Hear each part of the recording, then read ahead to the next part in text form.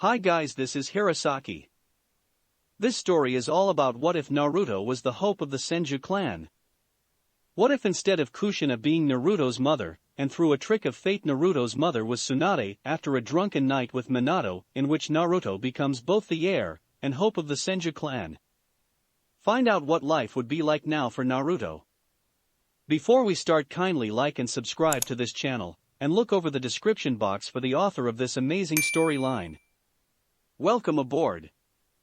Chapter 20 Inner Darkness. Previously on Hope of the Senju clan. As Tsunade continued to play, she suddenly hit the casino jackpot where hundreds of coins started to spill out of the machine. When Tsunade saw this, she suddenly started to worry, as when it came to gambling, she had the worst luck in the world and would always lose. That is unless something bad was going to happen, where Tsunade would win, and the bigger the prize the worse the situation.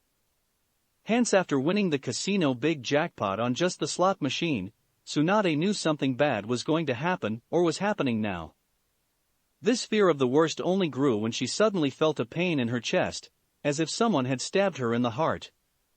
Tsunade only felt this pain once before in her life, which was during the incident of Oni no Kuni, Demon Country, when Naruto and Cheyenne were being attacked by the Kusa shinobi.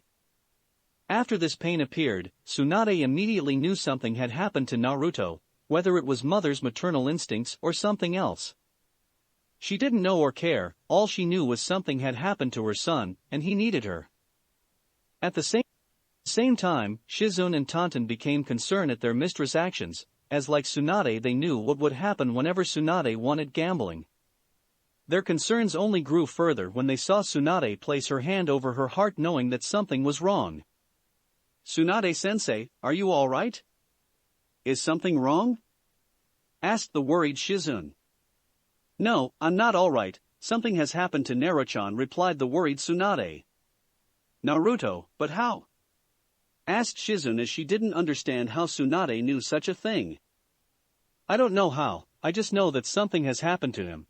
I can feel it my heart," answered Tsunade, as she suddenly got up and told Shizune that they were leaving. After which, the two kunoichi start to race toward Konoha at top speed and get to Naruto as soon as possible. With Anko later that night.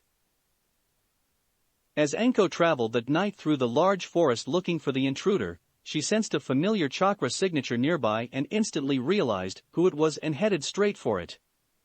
"I feel him," thought the purple-haired Tokubetsu Jonin, as she closed in on her target.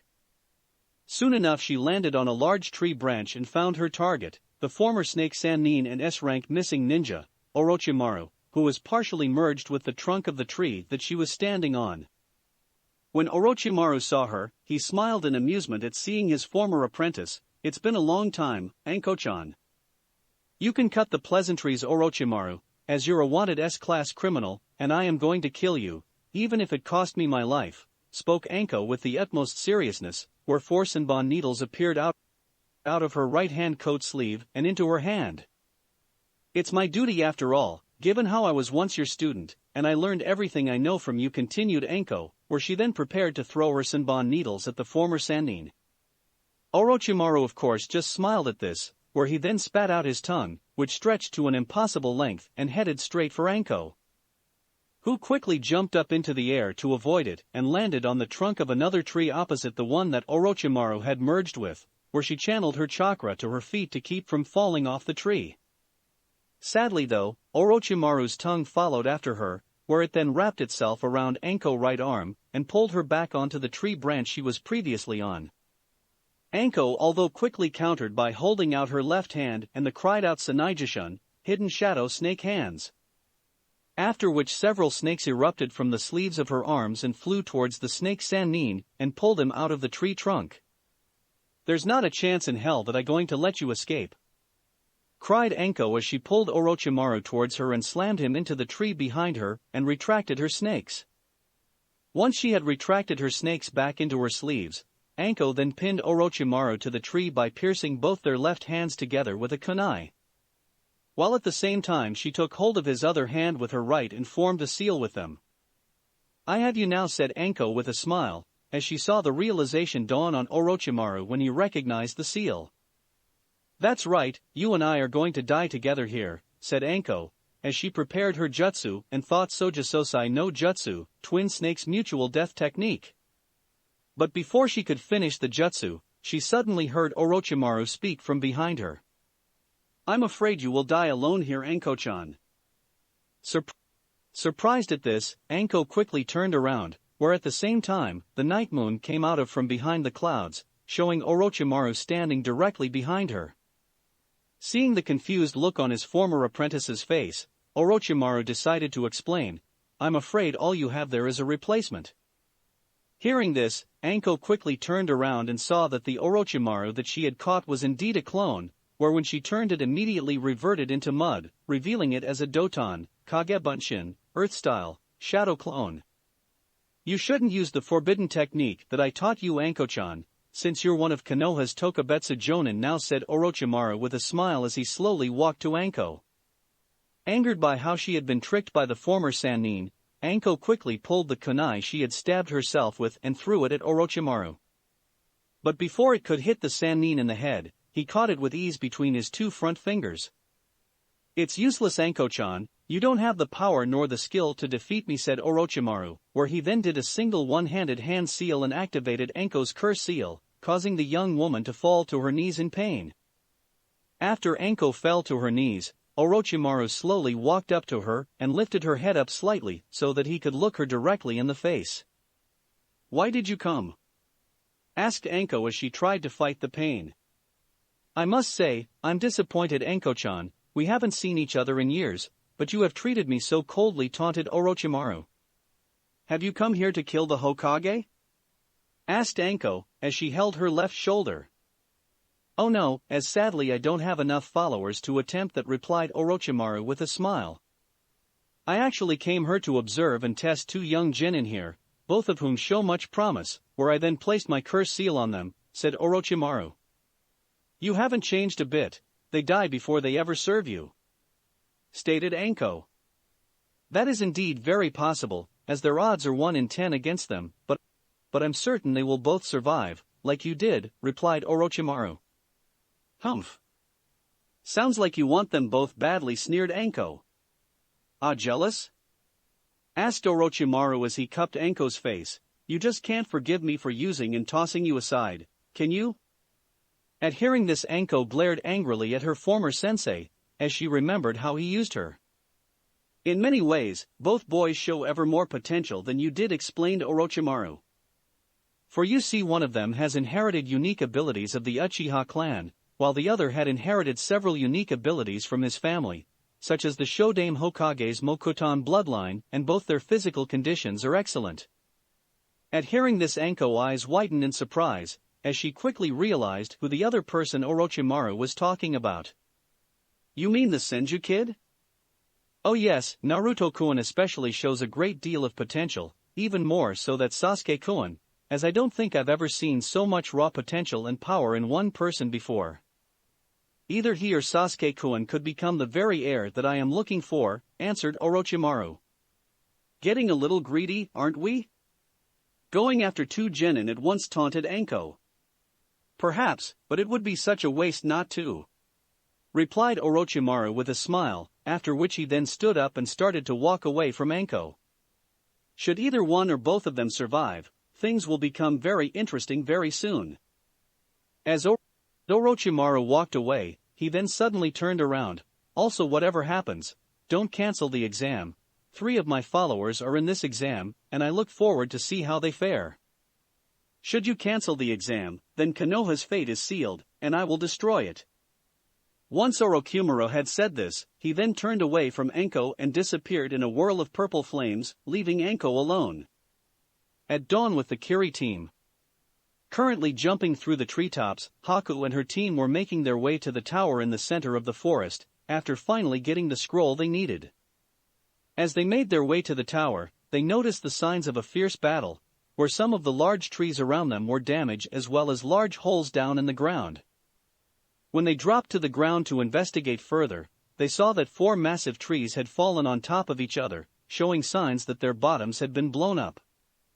They even saw several large dry patches in the grass where the moisture seemed to have been drawn out of the grass and plants. Not only that, but they saw that the earth had been turned up or destroyed in several places, and large amounts of water in other areas of the ground, along with wooden spikes, tentacles, and a destroyed wooden dome. What the hell happened here? Asked Chojuro as he looked around the area. By the looks of things, a fierce battle was fought here, answered Saito, as he looked around the area with the others. Could it have been the battle you sensed earlier, Saito? Asked Haku, as she turned to her teammate. Who was a senior-type shinobi, although his skill was limited, where when he sensed a powerful battle going on, he couldn't tell who it was between, or who was winning, he could only tell what direction it was happening in, and that it was a distance from them. More than likely, replied Saito simply. But if the battle was over, who was it between and who won it? Asked Chojuro. I do not know, but let us be thankful that it is over, and they are gone, as given the state of this area, the people who fought here were very powerful and highly skilled, said Saito. But still Chojuro has a point, if the battle is over then where is the losing side, where are their bodies? Asked Haku. Perhaps the beast here ate their bodies after the battle ended, suggested Saito. I don't believe so, as I seen no blood or animal tracks, stated Haku. Does it really matter, Haku-san? Stated Saito. The battle is over and whoever fought here is gone. I suggest we continue on to the tower, before a rival team shows up and attacks us for our scrolls. At this Haku nodded, as she knew Saito was correct, where she then turned to Chojuro, who had broken from them to look at something.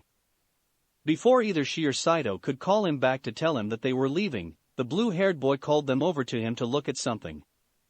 When they came up to him, they saw him looking a large deep slash mark on the large tree. Look at this. What sort of technique can make a deep slash mark like that on a tree like this? Asked the boy. Since as a swordsman in training, he knew that it would take some serious skill for a swordsman to make a slash mark like that on a tree like this with a sword. As given the angle and shape of the slash, it was clearly from a sword, or at least a technique involving a sword. As interesting as that is, Chojuro, I believe we should leave this place before. Spoke Saito, only to be interrupted by Haku. We're not leave, or at least not yet, stated the young ice user. What? Asked Saito, as he turned to his female teammate in surprise and confusion. I said we aren't leaving, and we are going to search the entire area. But why? Asked Chojuro, not understanding why the young Hayaton user wanted to stay here and search the area. It doesn't matter, just search the area. Stated Haku forcefully, with concern in her voice and a worried look, as she recognized the slash marks on the trees, and could only think of one technique that could do that. Hence why she was searching the area and was hoping she could find proof that she was wrong, or at the very least find out what exactly happened here. Not really understanding what was up with their teammate, both boys decided not to argue and do what they were told, as they knew that when Haku acted like this, there was no talking her out of it. And what exactly do you want us to look for? Asked Saito with a slightly annoyed and skeptical look on his face. You know it when you see it, replied Haku, not really answering her teammate's question, where she then went off to look. Frowning at this, Saito just shook his head with annoyance, before he started looking for whatever Haku wanted them to find. Chojuro also decided to simply obey, where he shrugged his shoulders and sighed before he went in another direction to look for this mysterious thing. After a few minutes, Haku suddenly heard Sato's voice from her short-range radio. Haku. I think I found what you had us looking for, overspoke Saito over his radio. Received, I will arrive at your location momentarily, over-replied Haku, as she heads to Sato's location. After a minute or two, Haku arrived and came up to Saito, who was standing over a person that lay face first on the ground.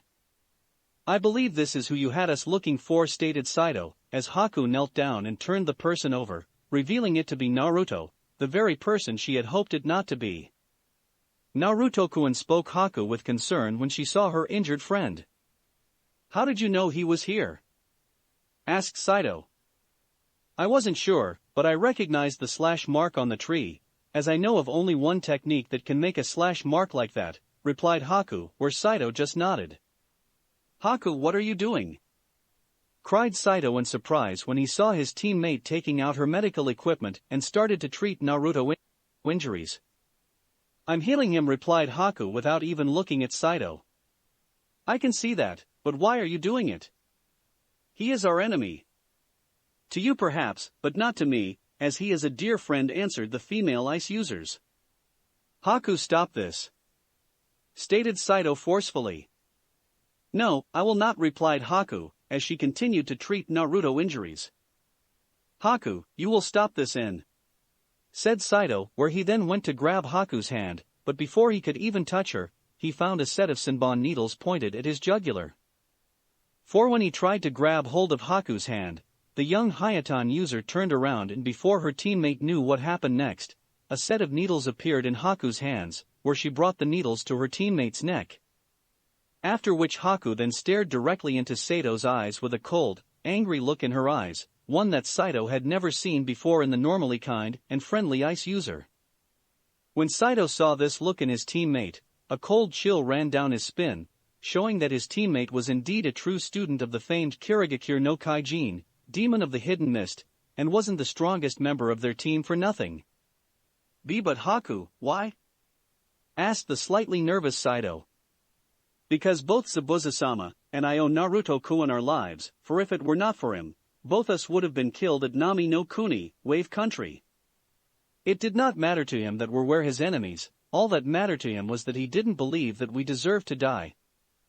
It was also because of him that we were able to return to Kiri, so I will not allow any harm to come to him, and will help him no matter the cost, for I know in my heart that he would do the same for me, stated Haku. After which she lowered her Senbon needles and returned to treating Naruto's injuries. Upon Haku removing her Senbon needles from his neck, Saito quickly took a step back from his teammate and began to rub his neck. After which he turned and saw his other teammate Chojuro standing not far from him and Haku, holding Naruto's katana in his hand, which he found when he was looking around the area. Is there something wrong? Asked Chojuro with a worried look, after seeing Haku threatening Saito with her Senbon needles. Ahem, no there isn't, replied Saito, not wanting to get on Haku's bad side any more than he already had. Well, I thought you guys should know that I found this katana a bit away from here and thought this might be what you were looking for. But I'm guessing you already found what you were really looking for, said Chojuro, as he held the katana up, after which he looked at the injured Naruto. Is that? Yes, replied Saito, that is Senju Naruto. What happened to him? Obviously he was involved in the battle that was fought here, and he clearly lost, answered Saito. But who could have done this to him? I thought he was one of the strongest genin in the exam? Asked Chojuro. Well, he clearly fought with someone who was much stronger than him, stated Saito in a monotone-like tone, as he looked down at unconscious Naruto. But who could have been strong enough to beat him this badly? Could it have been that Gara guy from Suna, or that Yujito girl from Kumo? Since according to those info cards that Kabuto guy showed us, they could be strong enough to take on and beat Senju. That is indeed possible, although it's just as likely that he was defeated by another equally powerful genin, who wasn't mentioned by that Kabuto person, replied Saito. But what concerns me is that the person or group that defeated Senju did not kill him, since given his condition, it would have been easy. Chojuro could not dispute, since it was true, although as he thought about it, he suddenly remembered something. Wait. What about the rest of his team? Where are they? Shouldn't they be around her somewhere? I have not seen any sign of them anywhere. It is highly possible that they abandoned him when they realized that they were going to lose, said Saito. I do not believe that to be true, spoke Haku without looking at her teammates, as she continued to heal Naruto's injuries. Why's that? Asked Chojuro, not understanding what Haku meant. Sasuke-san and the others are not the type of people who would run away from a fight even when they were losing, nor would they abandon a teammate. I know this to be true, as when Zabuza-sama first fought Hitaki Kakashi and his team and captured him, Kakashi-san ordered them to run away, but they refused, stating they wouldn't abandon him. After which they worked together to free Kakashi-san. So, what do you think happened to them?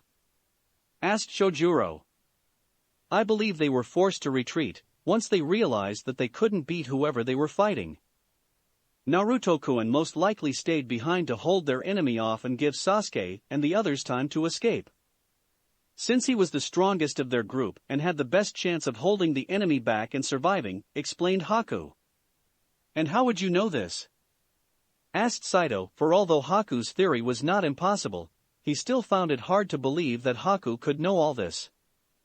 Because I know how Naruto-kun would react when faced with his comrades being in danger, as at our fight on the bridge in Nami no Kuni, he put himself in harm's way to save his comrades, answered Haku.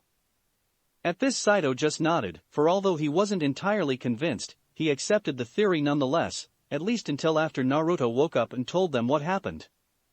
So how is he? Asked Shojuro. Well, he has a few bruised ribs and several other cuts and bruises, but other than that nothing life-threatening. But still we should find a safe place to stay, until he wakes up, stated Haku, where her teammates just nodded. Even though Saito still had his reservations about helping Naruto, he wasn't going to argue with Haku again, given what happened earlier between the two of them. Chojuro was also of equal mind of this, since he had seen what happened, and had no wish to get on Haku's bad side. Once both Saito and Chojuro had lifted the unconscious Naruto up, the two of them followed Haku, who led the way to a large cave they had passed by not too long ago, when they were heading to the tower. Hidden in one of the large trees. As Haku and her team carried the injured Naruto away, the three hooded cloaked Aingenin hide in the one of the trees looking down at the group. Damn it, just when we had him, why the hell did these guys have to show up? Cursed one of the Aingenin. Better yet, why are they even helping him? I thought this was battle royale between all the teams. Not to mention, it's not like Kiri and Konoha are allies. If they were Suna Genin or another Konoha team I might understand, but not this, said the other Aingenin. Obviously, this group is different, as I remember them talking to Senju and some of the other Konoha genin, and they seemed rather friendly with one another, stated the other Aingenin, who was clearly the leader of the group. So why don't we attack? We can take them, spoke one of the Aingenin. No, not yet. Let's follow them to where they are taking him and plan what we should do from there. Since right now, they would be on guard, and if we attack them it could result in a full-out battle, and we know nothing of their abilities or skills, hence we could find ourselves at a disadvantage, explained the leader of the group. The best thing we can do right now is follow them to their hideout and plan out an attack from there. At this the two other Aingenin just nodded, where together with their other teammate they stealthily followed Haku and her team from a safe distance. At the Forest of Death Tower. How is the cursed seal Anko? Does it still hurt? Asked the Sandaime Hokage, after he had finished treating Anko. No, it's gotten better, thanks to you Hokage-sama, replied Anko as she covered from the cursed seal, although it still hurt a small bit. So, tell me what exactly happened and what did Orochimaru tell you? Asked the Sandaime, with a serious tone. For the next 20 minutes Sarutobi listened to what Anko had to say, where once she finished, a large frown appeared on the old Hokage's face. I still can't believe that Orochimaru came here of all place, spoke Izumo with surprise and worry in his voice. But still, why would he come here? It doesn't make any sense, said Kotetsu. At hearing this, Anko then suddenly remembered what Orochimaru said to her in the forest. He wants Uchiha Sasuke and Senju Naruto, am I corrected? Interrupted the Sandaime before Anko could finish, where Anko just nodded, confirming the Hokage's worst fears. Upon hearing this, the Sandaime frown grew even deeper, where he then told Izumo and Kotetsu to leave the room, as he wanted to speak to Anko alone. Both Chunin nodded and left the room, after which Sarutobi turned to the nearby window and looked out at the forest before him, where he let out a deep sigh, before he spoke to Anko again. Tell me, Anko, did Orochimaru tell you anything else about Naruto? As I am sure you can guess why he wants Sasuke, asked the Sandaime without look at the young woman. At this Anko nodded, as she already guessed that her former sensei wanted Sasuke because of his bloodline. Since he had always been obsessed with learning all the jutsu in the world, and the unique abilities of the Sharingan would be an invaluable asset to him in achieving his goal. He mentioned that Senju Naruto had inherited several abilities from his ancestors, including the Shodaime Hokage's Mokuton powers. At hearing this, Sarutobi let out another tired sigh before he turned to Anko. What I am about to tell you, Anko, has been declared a S-class secret, known by only a select few shinobi and the members of the Konoha Council. Should you tell anyone that has not been cleared before it has been officially announced, you'll be severely punished. I understand, Hokage-sama. Good, what Orochimaru said is true. Naruto has indeed inherited the Mokuton bloodline of his ancestor the Shodaime Hokage, although he is able to use it in a way that the Shodaime could not. Since Naruto is able to manipulate and control plants with his bloodline as well. Not only that, but he has also inherited his mother's precise chakra control and is able to use her superhuman strength to a remarkable degree. He also seemingly has a high affinity to water, much like the Nidaime Hokage, and is able to create large amounts of water without a large reserve of water nearby. Although he is not yet at the same level as the Nidaime, since he must use the moisture from not only the air, but also the surrounding plants, when using powerful water jutsu that require a large amount of water. But given time, I'm certain that he will overcome that inability. Also, according to Kakashi, Jiraiya, and Koreani, Naruto has seemingly developed a unique talent for genjutsu not unlike his ancestor Senju Toka. But the most remarkable thing about Naruto is that he has 4 nature affinities naturally. When the Hokage had finished explaining Naruto's abilities, to say Anko was surprised would have been a severe understatement. No wonder Orochimaru wants the kid so badly. If he is this talented and strong already, there's no telling how strong he'll become later on, thought Anko. What affinities does he have? Asked Anko. He has affinities to earth, water, lightning and wind, answered the Sandaime before he continued. Given what I've told you, I'm certain you can understand why this has been declared an S-class secret. Since given his heritage alone, many of our enemies and rivals will come after Naruto, and their drive to either capture or kill him will only grow once they eventually learn what Naruto can do. Anko just nodded at this, after which she decided to ask the Hokage something that concerned her. But Hokage-sama, if it is indeed true that only a select few people knew of Senju Naruto's abilities, how is it that Orochimaru learned about it? I believe he originally only came to test both Sasuke and Naruto to see if they might prove useful to him. So, when Naruto and his team fought him, Naruto must have been forced to reveal his abilities to Orochimaru, answered Sarutobi, where he could not fault Naruto for doing so, given who he was up against. Anko of course nodded after hearing the Hokage's explanation, as it made sense, but then spoke up again about something else she had been wondering. Excuse me, Hokage-sama, but what are we to do about the exam? Should we cancel it, or should we continue on with it? We'll continue on with it for now, while at the same time try and find out what Orochimaru is up to, answered Sarutobi, where Anko just nodded again. What about the 2 boys? I will send a team of ANBU out into the forest to Serac for any signs of Naruto and Sasuke or of their teammates, replied the old Hokage. Once they finished speaking, Anko left the room and went to get some rest, leaving the Hokage alone in the room with his thoughts.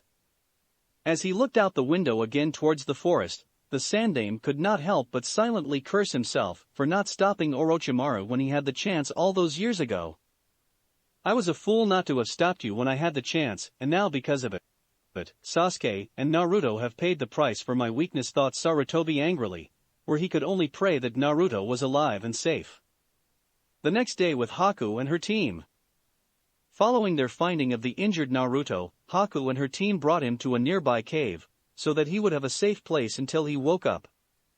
When they arrived at the cave, Haku had told them that they could go to the tower without her and wait for her there, stating that she would stay with Naruto until he had fully recovered. Both boys of course refused and stated that they would stay with her, since neither of them liked the idea of leaving their teammate alone, with the possibility of being attacked by a rival team with no one to help her. There was also the fact that their sensei Zabuza would be less than pleased with them if he learned they left Haku and Naruto alone and undefeated in the forest, where he would no doubt show them why exactly he was called Kirigakure no Kijin. Not to mention give them a first-hand experience as to why his sword was called Kubikiribocho, decapitating carving knife. When night eventually came and Naruto had still not woken up, Haku and her team agreed to take turns in guarding, while the others got some sleep. Haku volunteered to take the first watch, while Saito and Chojuro slept for the first few hours.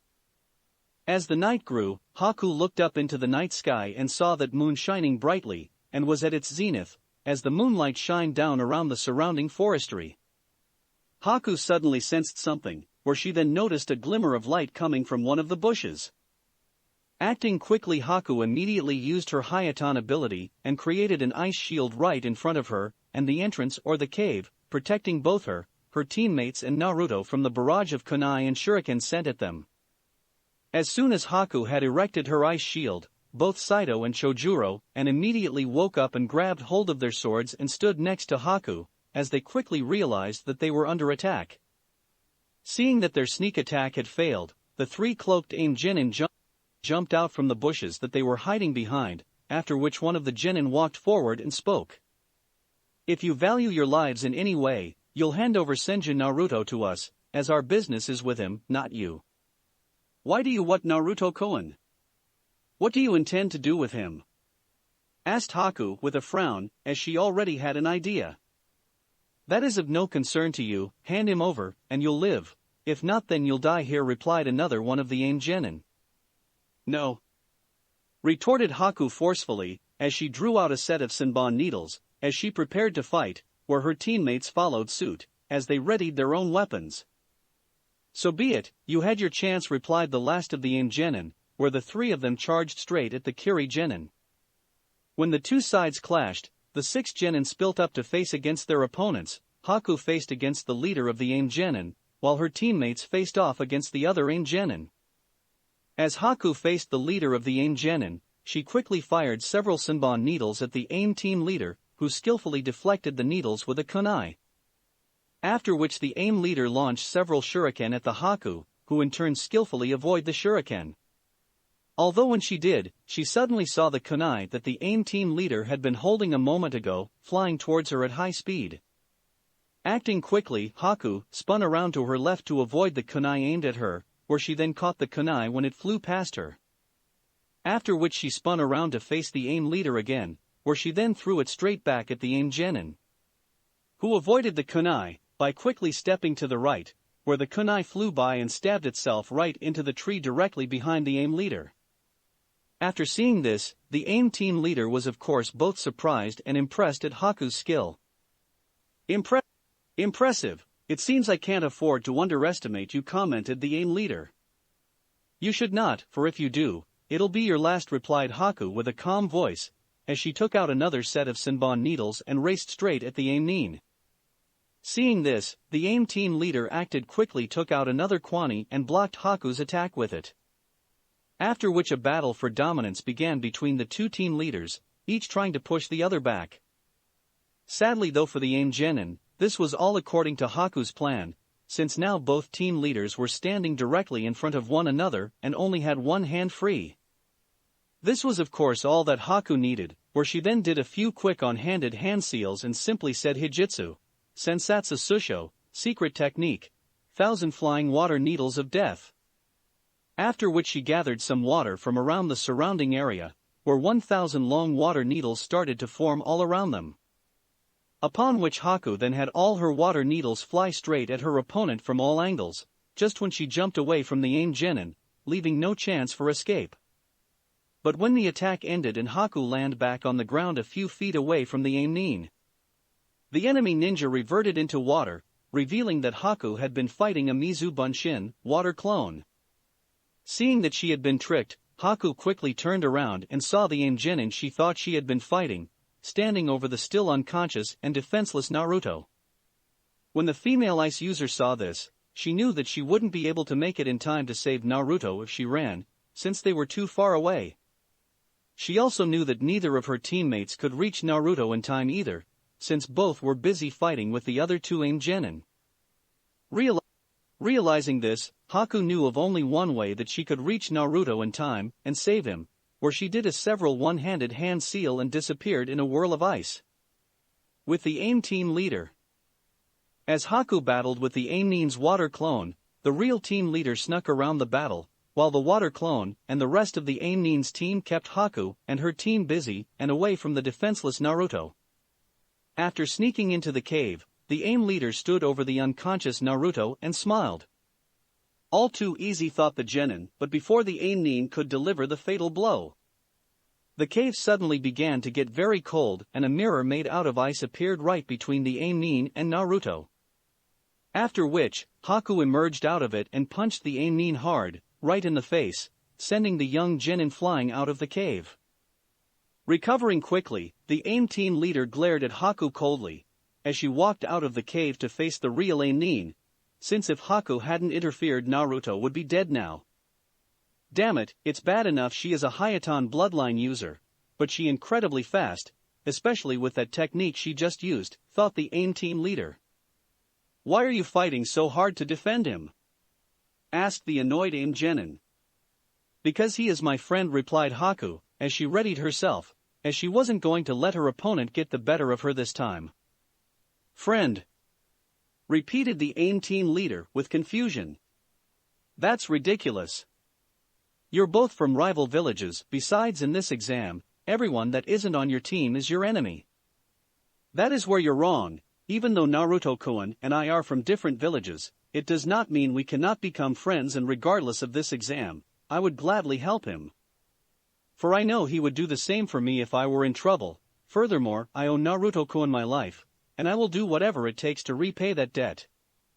Humph, nice speech, but if you're indeed so intent to dying to protect him, then I'll be more than happy to leave your corpses next to one another, stated that AIM team leader. After which two small hand-sized fans with spikes appeared out of the AIM Nin's sleeves and right into the genin's hands. I hadn't intended to get this serious in the exam, but you've left me no other choice, spoke the AIM Nin, after which the genin swung the fans and created a powerful wind current and sent it straight at Haku. Realizing what would happen if that attack hit her, Haku immediately created a large ice wall in front of her and protected herself from the deadly wind attack. When the attack ended, Haku saw the dozen or so deep gashes and slash marks on her wall of ice, which barely withstood the attack. Seeing this, Haku knew that she would have to be carefully with the AIM team leader, as it was oblivious that the young AIM Nin was no ordinary genin and had been well trained and was highly skilled. For the next few minutes, the battle raged between the two genin teams, but unbeknownst to both sides, a dark aura started to form around Naruto. As the fight dragged on, Saito and Chojuro were able to push the other two AIM genin well back, forcing them to keep their distance from the two Kiri genin. But even with the fact that they were being pushed back, the AIM genin weren't finished yet, and found a way to bypass their opponents, where the first AIM genin threw a kunai at Saito, whom he had been fighting against. Saito had of course sidestepped the kunai, where it just stabbed the ground. But what the young Kirinin didn't notice until the kunai stabbed the ground, was that tied to the end of the kunai was an exploding note. Seeing this, Saito had immediately jumped up into the air, and barely avoided the explosion, where parts of his clothes had been slightly singed. But even still it gave the AIM Nin the opening he needed to bypass Saito, where he ran straight for Naruto. At the same time, the second AIM Nin, who had been fight Chojuro, used a smoke bomb, temporarily blinded the young swordsman in training, allowing the AIM Nin to bypass him and head straight towards Naruto as well. Both Chojuro and Saito quickly recovered from the AIM Nin's diversionary tactics and proceeded to chase after the two AIM Nins. Sadly though, the two AIM genin had too much of a head start, where both boys realized that it was unlikely that they would catch up to them until it was too late. At the same time, Haku and the AIM team leader proved to be evenly matched, as both genin were at a deadlock with one another. As the fight dragged on, Haku turned around slightly and noticed the two AIM genin heading towards Naruto from opposite sides. Seeing that Naruto was in trouble, Haku prepared to use her ice mirrors again to transport herself to Naruto. But before she could, the AIM team leader cried out, "Oh no, you don't!" and created a large gust of wind and sent Haku flying to the side. Seeing that they had a clear shot at Naruto, the two AIM genin threw several kunai with exploding notes tied to them at the cave that Naruto lay in. As soon as the kunai hit the inside of the cave, the notes tied to them exploded, causing the cave to collapse. Naruto-kun! Cried Haku with horror, as she feared the worst when the collapsed. Humph! Mission accomplished, commented the AIM team leader with a slight smirk of satisfaction. Haku of course was about to race over to the now collapsed cave in an attempt to search for Naruto, but before she could, she was stopped by Saito, who appeared next to her and held his arm out to stop her. Haku, it's too late, he's dead. Even if he somehow survived the explosion, there's no way he could survive the cave falling on top of him. At this, Haku closed her eyes in sorrow, as she knew Saito was correct. Naruto was dead, and it was her fault. She had failed to protect him. Soon enough though, Haku's sorrow turned to anger, as she opened her eyes, and glared with vengeful rage at the cloaked AIM leader, since they were the ones who had killed her friend. Seeing this, the AIM team leader just smirked with amusement, unafraid of Haku's vengeful stare. "Oh, are you angry that I kill your little boyfriend?" mocked the AIM leader. "Well, if you like, I'll be more than happy to send you to join him in the afterlife." At this, Haku became even angrier and drew out another set of Senbon needles and prepared to attack the AIM genin. "Haku, don't!" warned Saito, but it was to no avail, as Haku was fixed on the AIM nin, where she pushed Sato's arm away. "Well, are you coming or not? Since the sooner we start the sooner, I can send you to your boyfriend in the next life," taunted the AIM leader after taking a fighting stance. "I don't think that'll be necessary," spoke a familiar voice out of nowhere, causing both teams to start looking around. Quickly enough, Chojuro, who had joined Haku and Saito a moment ago, shouted out, "Look!" and pointed up to the top of a large tree near the cave. When everyone turned to look, they saw none other than Naruto standing proudly on a large thick tree branch without so much as a mark on him, with the exception of his clothes being a little ruffled up by the explosion. "Naruto-kun, you're alive!" cried Haku with clear relief in both her voice and on her face. Naruto of course just smirked in return of this statement, but when he did, Haku finally noticed that something was off about Naruto. Since the smirk that Naruto gave her was not the same kind and friendly smirk that he would often give her and other people. This smirk seemed dark and almost sinister-like, and was only highlighted by the dark aura that surrounded him and the strange lines in a rip-like pattern that covered his body. 1. Impossible! How can you still be alive? Cried the AIM leader. Humph! As if I would die so easily. You seriously underestimated me, retorted Naruto with a smirk. Well then, let's see if you can dodge us, cried one of the two AIM nins as he and his partner appeared in midair behind Naruto, where they attempted to stab Naruto with their kunai. But before their attacks could hit, Naruto disappeared in a blink of an eye. What the hell? Cried one of the AIM genin, as he and his partner landed on the tree branch that Naruto was on a moment ago. He disappeared, but how?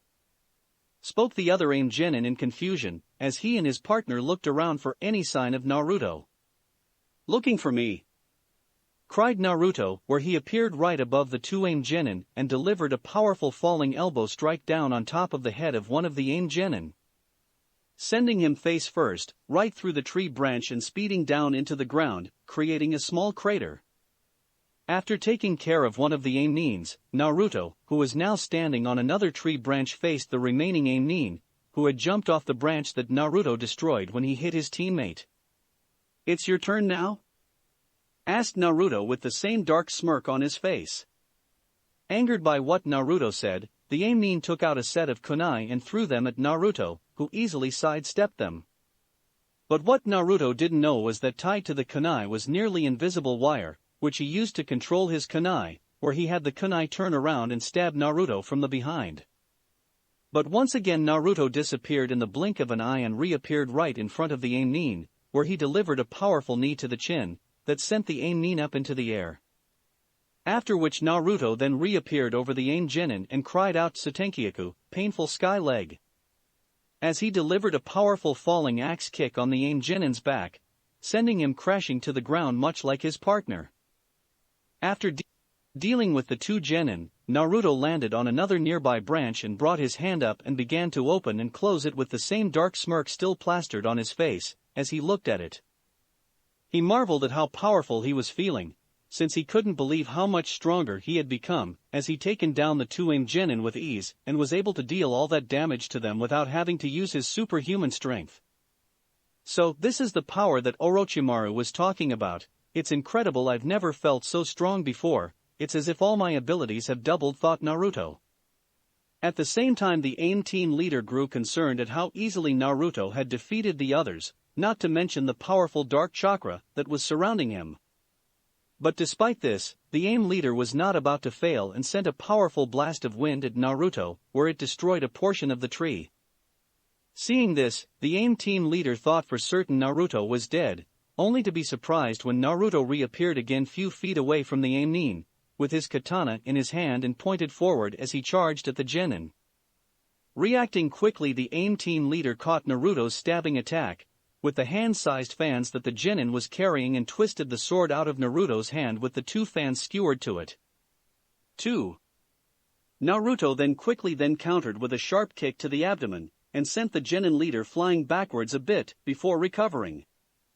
But before the fight could continue any further, Haku and her team appeared where they surrounded the AIM genin.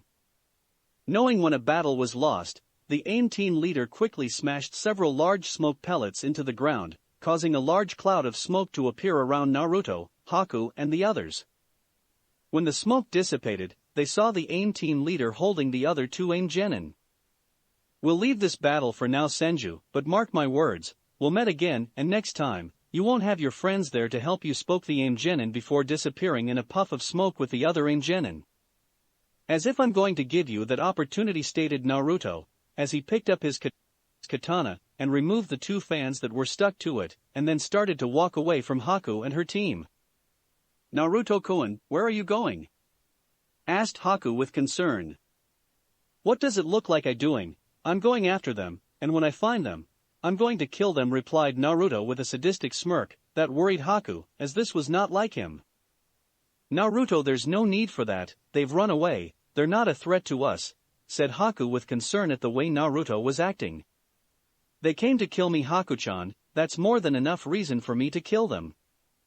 Besides, I haven't even warmed up yet, and I want to see what else I can do with this new power, answered Naruto as he smiled darkly. At hearing this, Haku knew that there was something wrong with Naruto, since Naruto hated killing much like her, and tried to avoid it as much as possible. It was then that she realized that the markings on his body were not only increasing his strength, speed and power, but were also affecting his mind. Naruto, stop this. This isn't you, pleaded Haku as she grabbed hold of her friend only to be pushed away. No, you're right, replied Naruto as he lowered his head. Seeing this, Haku smiled, thinking that she had gotten through to her friend, but that quickly changed when Naruto turned around with an evil-looking smile. I'm better than who I was, as with this power, I will finally acknowledge me, and not because of my mother. At this, Haku became scared, as the dark power that was surrounding Naruto grew. No, Naruto, I won't let you go and turn into some kind of cold-hearted murder, I'll stop you, replied Haku, as she readied herself, as she hoped that when faced with the concept of fighting her, Naruto would return to normal.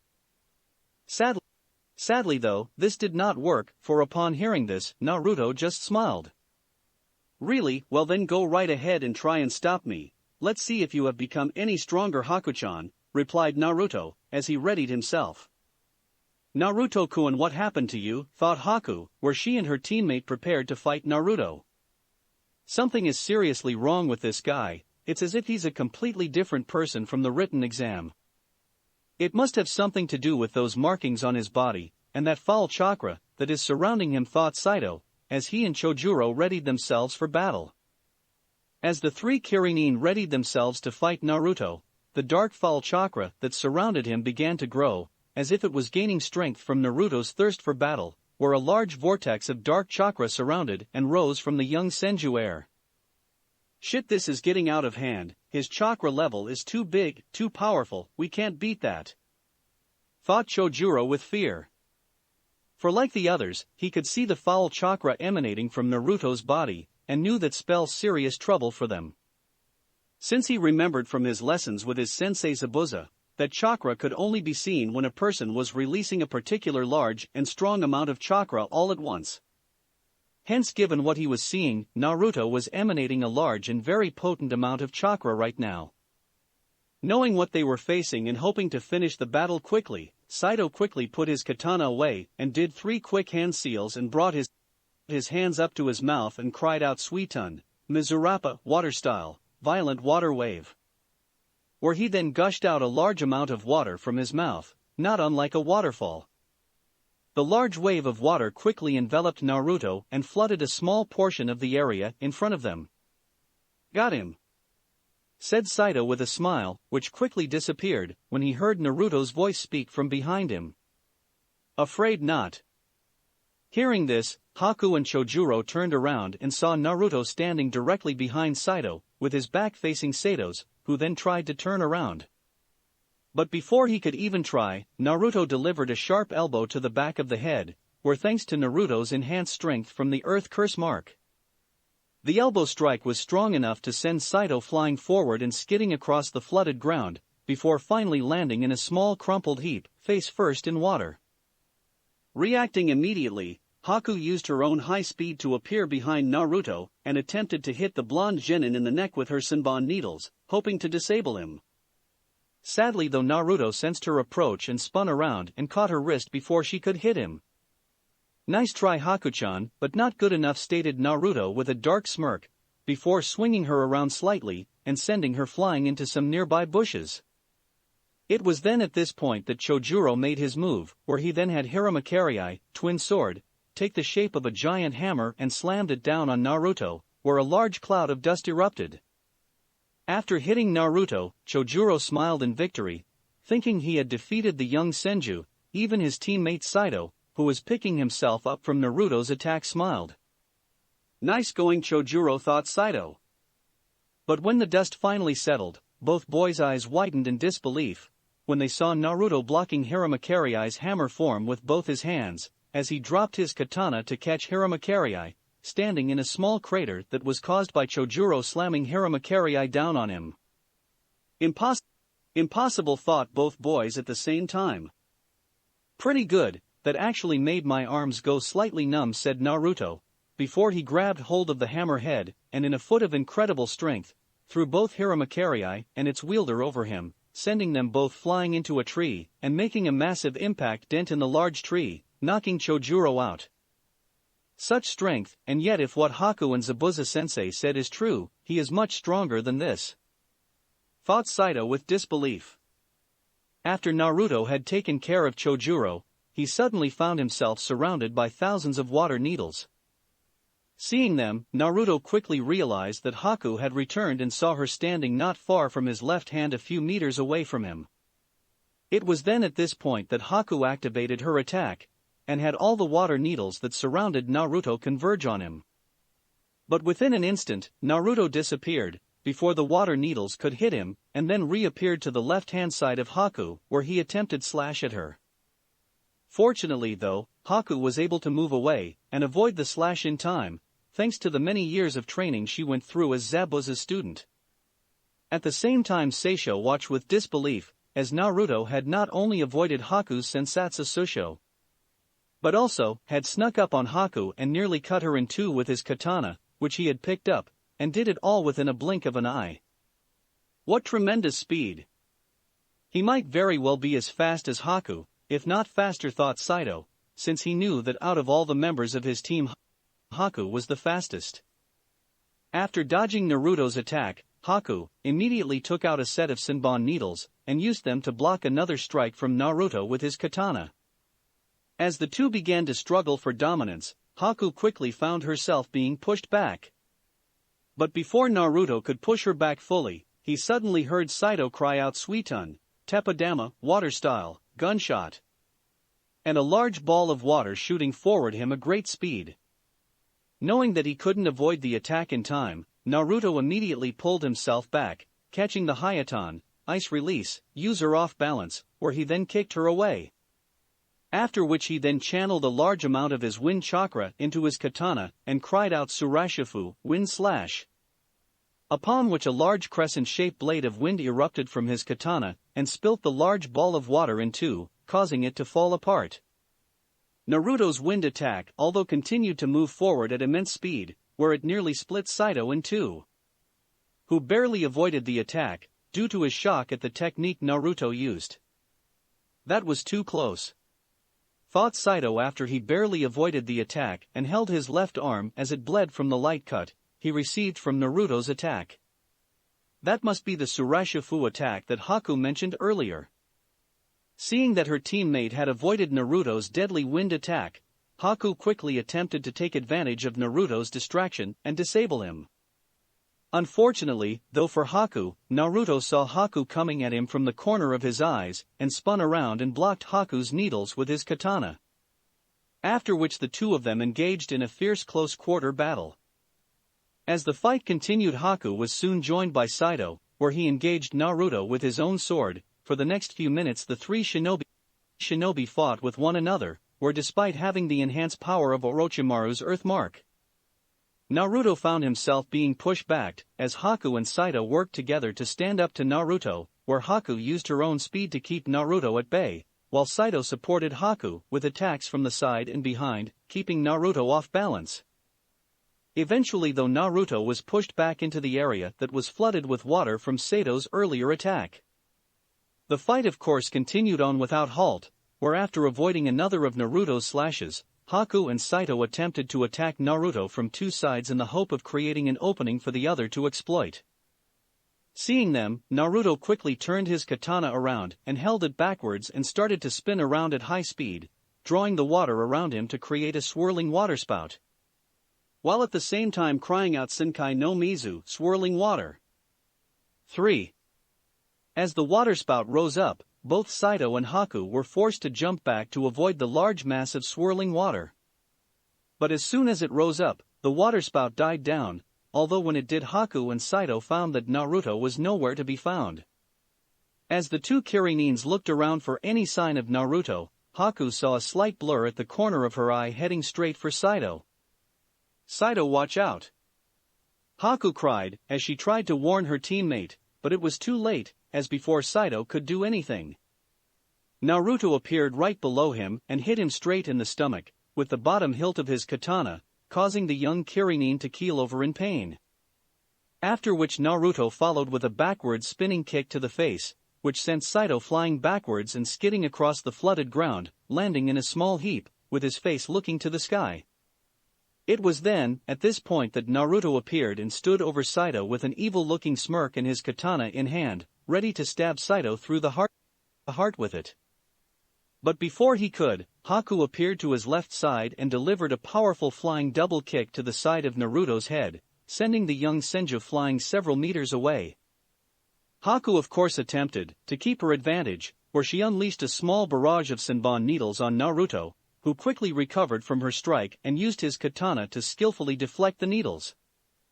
Once Naruto had deflected all her needles, Haku stood directly in front of Naruto, with only a few meters separating them.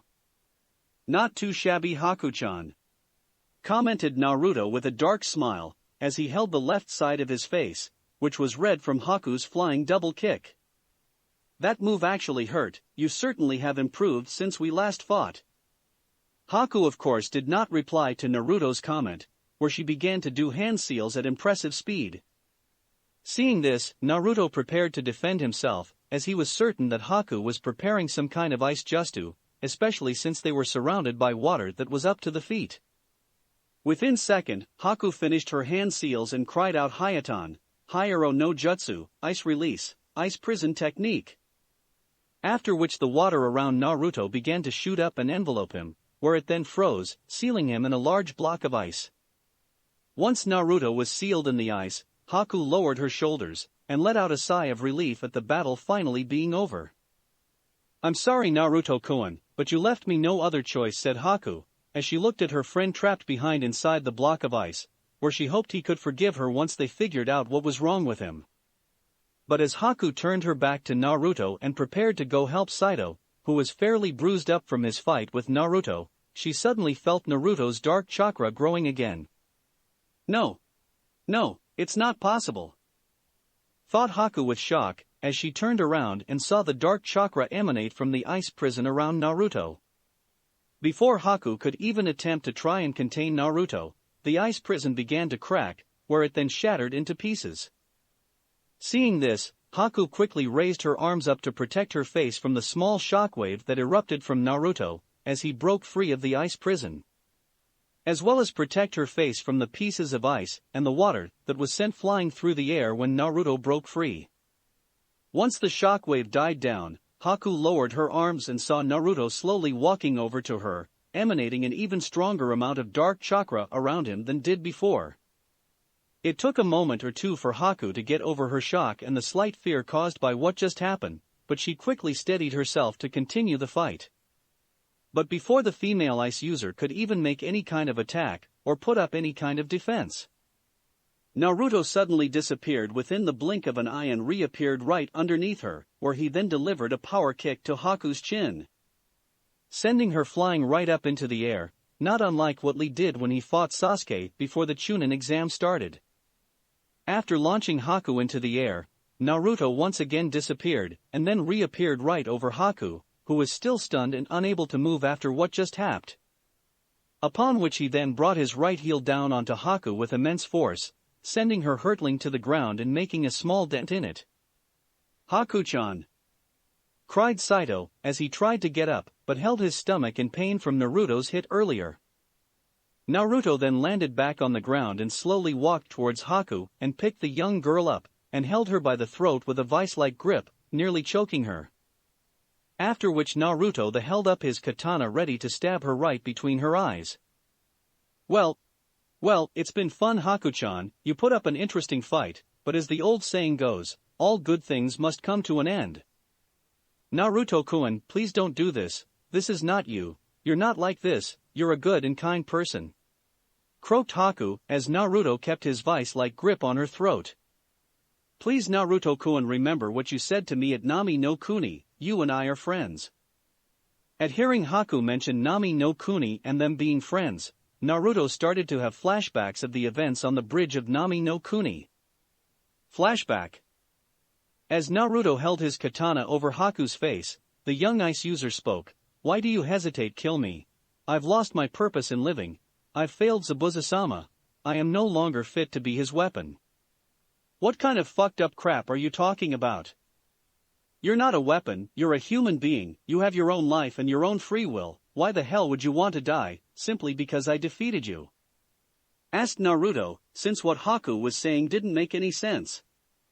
For the next few minutes Haku went on to explain her life in Mizu no Kuni, Water Country, and how when Haku's father discovered that she and her mother were bloodline holders, he gathered a mob and killed Haku's mother and then tried to kill her, but were killed themselves when Haku accidentally used her bloodline to kill them.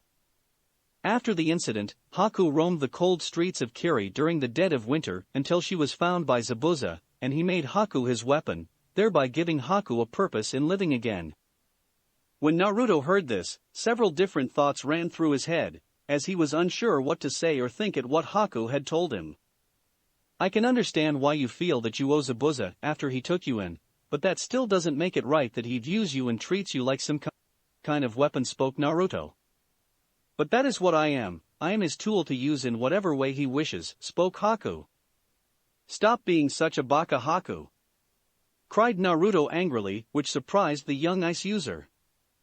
You're a human being, just like me, you're not a tool, you feel pain, you feel joy, you feel sorrow, and you have your own dreams just like me or anyone else. The only person that has a right to decide how you live your life is yourself, as it's your life, not his. As Haku heard this, the young ice user understood what Naruto was saying, but even still Haku was too loyal to Zabuza. If you say that I can choose how I live my life, Naruto-san, then I choose to serve Zabuza-sama as his weapon. As that is my purpose and my dream is to help him to achieve his dream, for he is my precious person, and I would gladly give my life up for him, so kill me now and be done with it. Arg! Cried Naruto in frustration. Damn it, Haku, I won't kill you, simply because you think you should die. At this Haku couldn't help but smile kindly, despite the situation she was in, since the young ice user could tell that Naruto was a kind individually, and that the two of them were a lot alike many ways. But as Haku and Naruto were talking to one another, the two shinobis heard a cry of pain, after which the mist slowly began to die down, where they then saw Zabuza and pack of dogs on top of Zabuza, biting deeply into his arms and legs, preventing him from moving.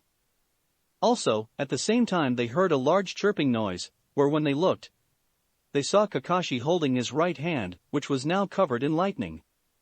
"Shit's that Kakashi-sensei Raikiri, lightning cutter," thought Naruto in surprise at seeing the jutsus with his own eyes for the first time. As he had heard about it from his godfather, as it was one of Kakashi's strongest moves, and was the advanced form of his only originally jutsu the Chidori, 1,000 birds. He had also heard from his godfather that Kakashi had given the technique this name after he cut a bolt of lightning with it. Upon seeing that Zabuza was in trouble, as well as seeing that Naruto was monetarily distracted, since he was looking towards Kakashi, Haku quickly took advantage of Naruto's distraction and spun around, kicking Naruto off his feet and making him fall onto his back, after which Haku then quickly got back onto her feet.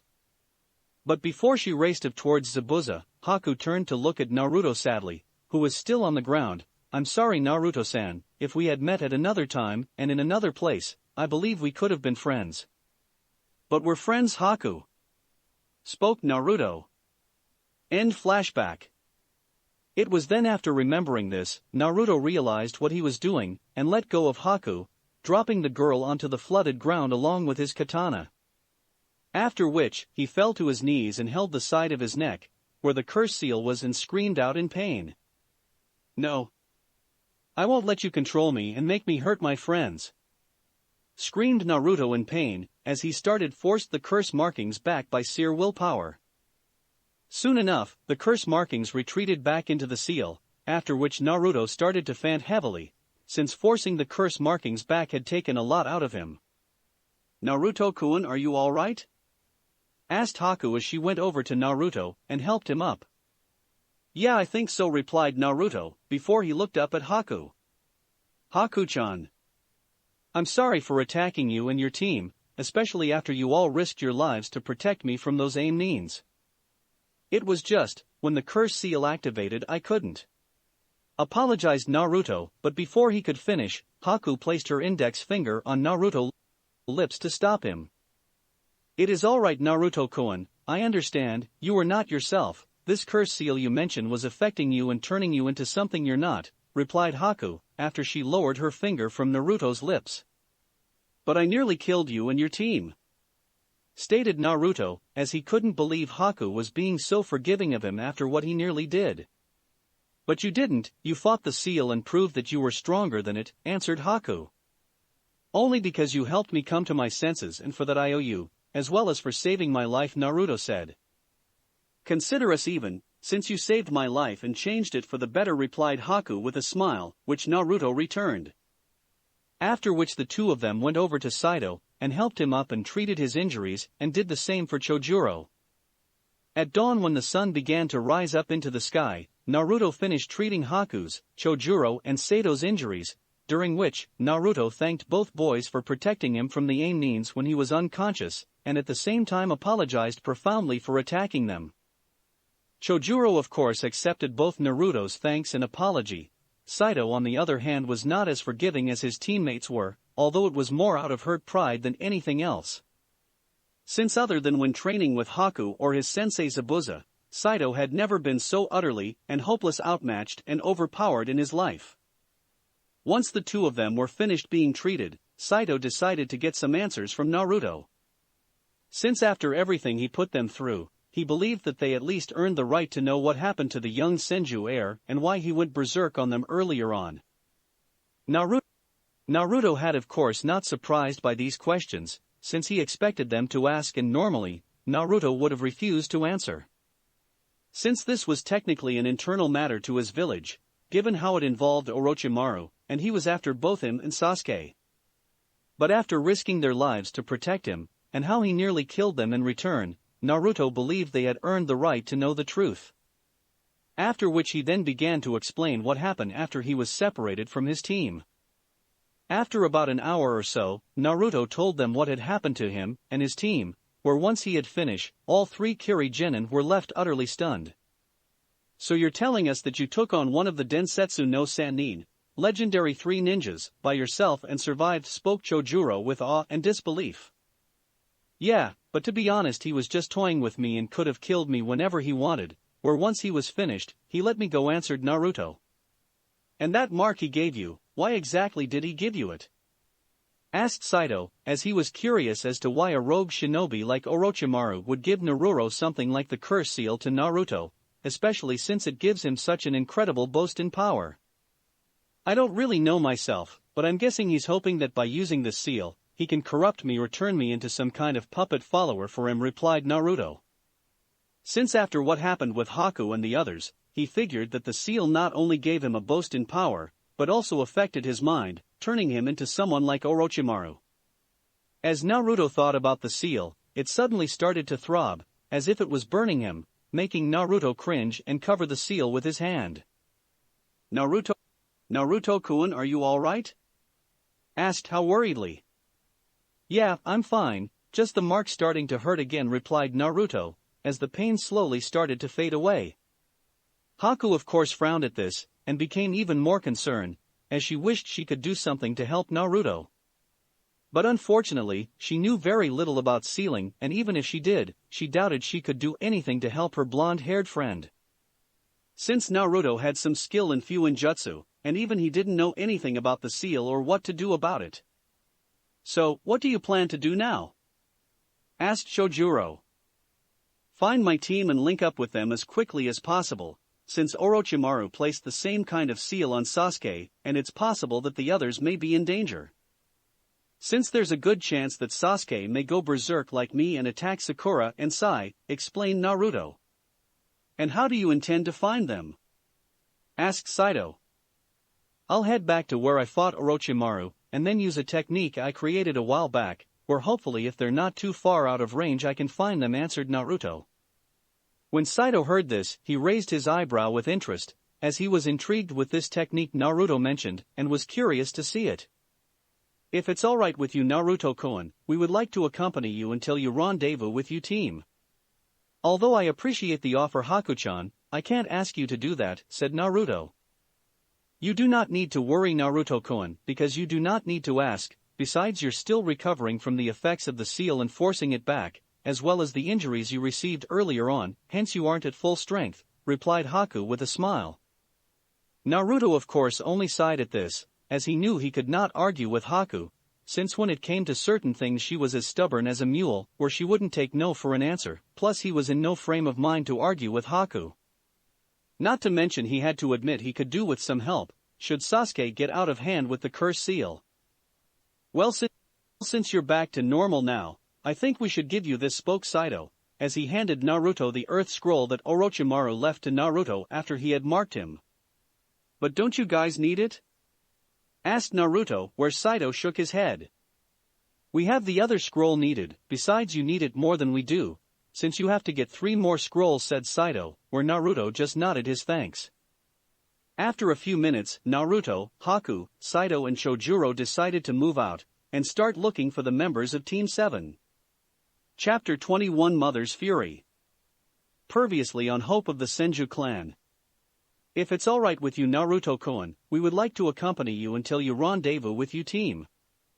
Although I appreciate the offer, Haku-chan, I can't ask you to do that, said Naruto. You do not need to worry, Naruto-kun, because you do not need to ask, besides you're still recovering from the effects of the seal and forcing it back, hence you aren't at full strength, replied Haku with a smile. At this Naruto could only sigh, as he knew he could not argue with Haku, since when it came to certain things she was as stubborn as a mule, where she wouldn't take no for an answer, plus he was in no frame of mind to argue with Haku. Not to mention he had to admit he could do with some help, should Sasuke get out of hand with the curse seal. Well, since you recovered now, I think we should give you this, stated Saito, as he handed Naruto the earth scroll that Orochimaru left to Naruto after he had marked him. But don't you guys need it? Asked Naruto, where Saito shook his head. We have the other scroll needed, besides you need it more than we do, since you have to get 3 more scrolls, said Saito, where Naruto just nodded his thanks. After a few minutes, Naruto, Haku, Saito and Chojuro decided to move out, and start looking for the members of Team 7. With Sakura and Sasuke.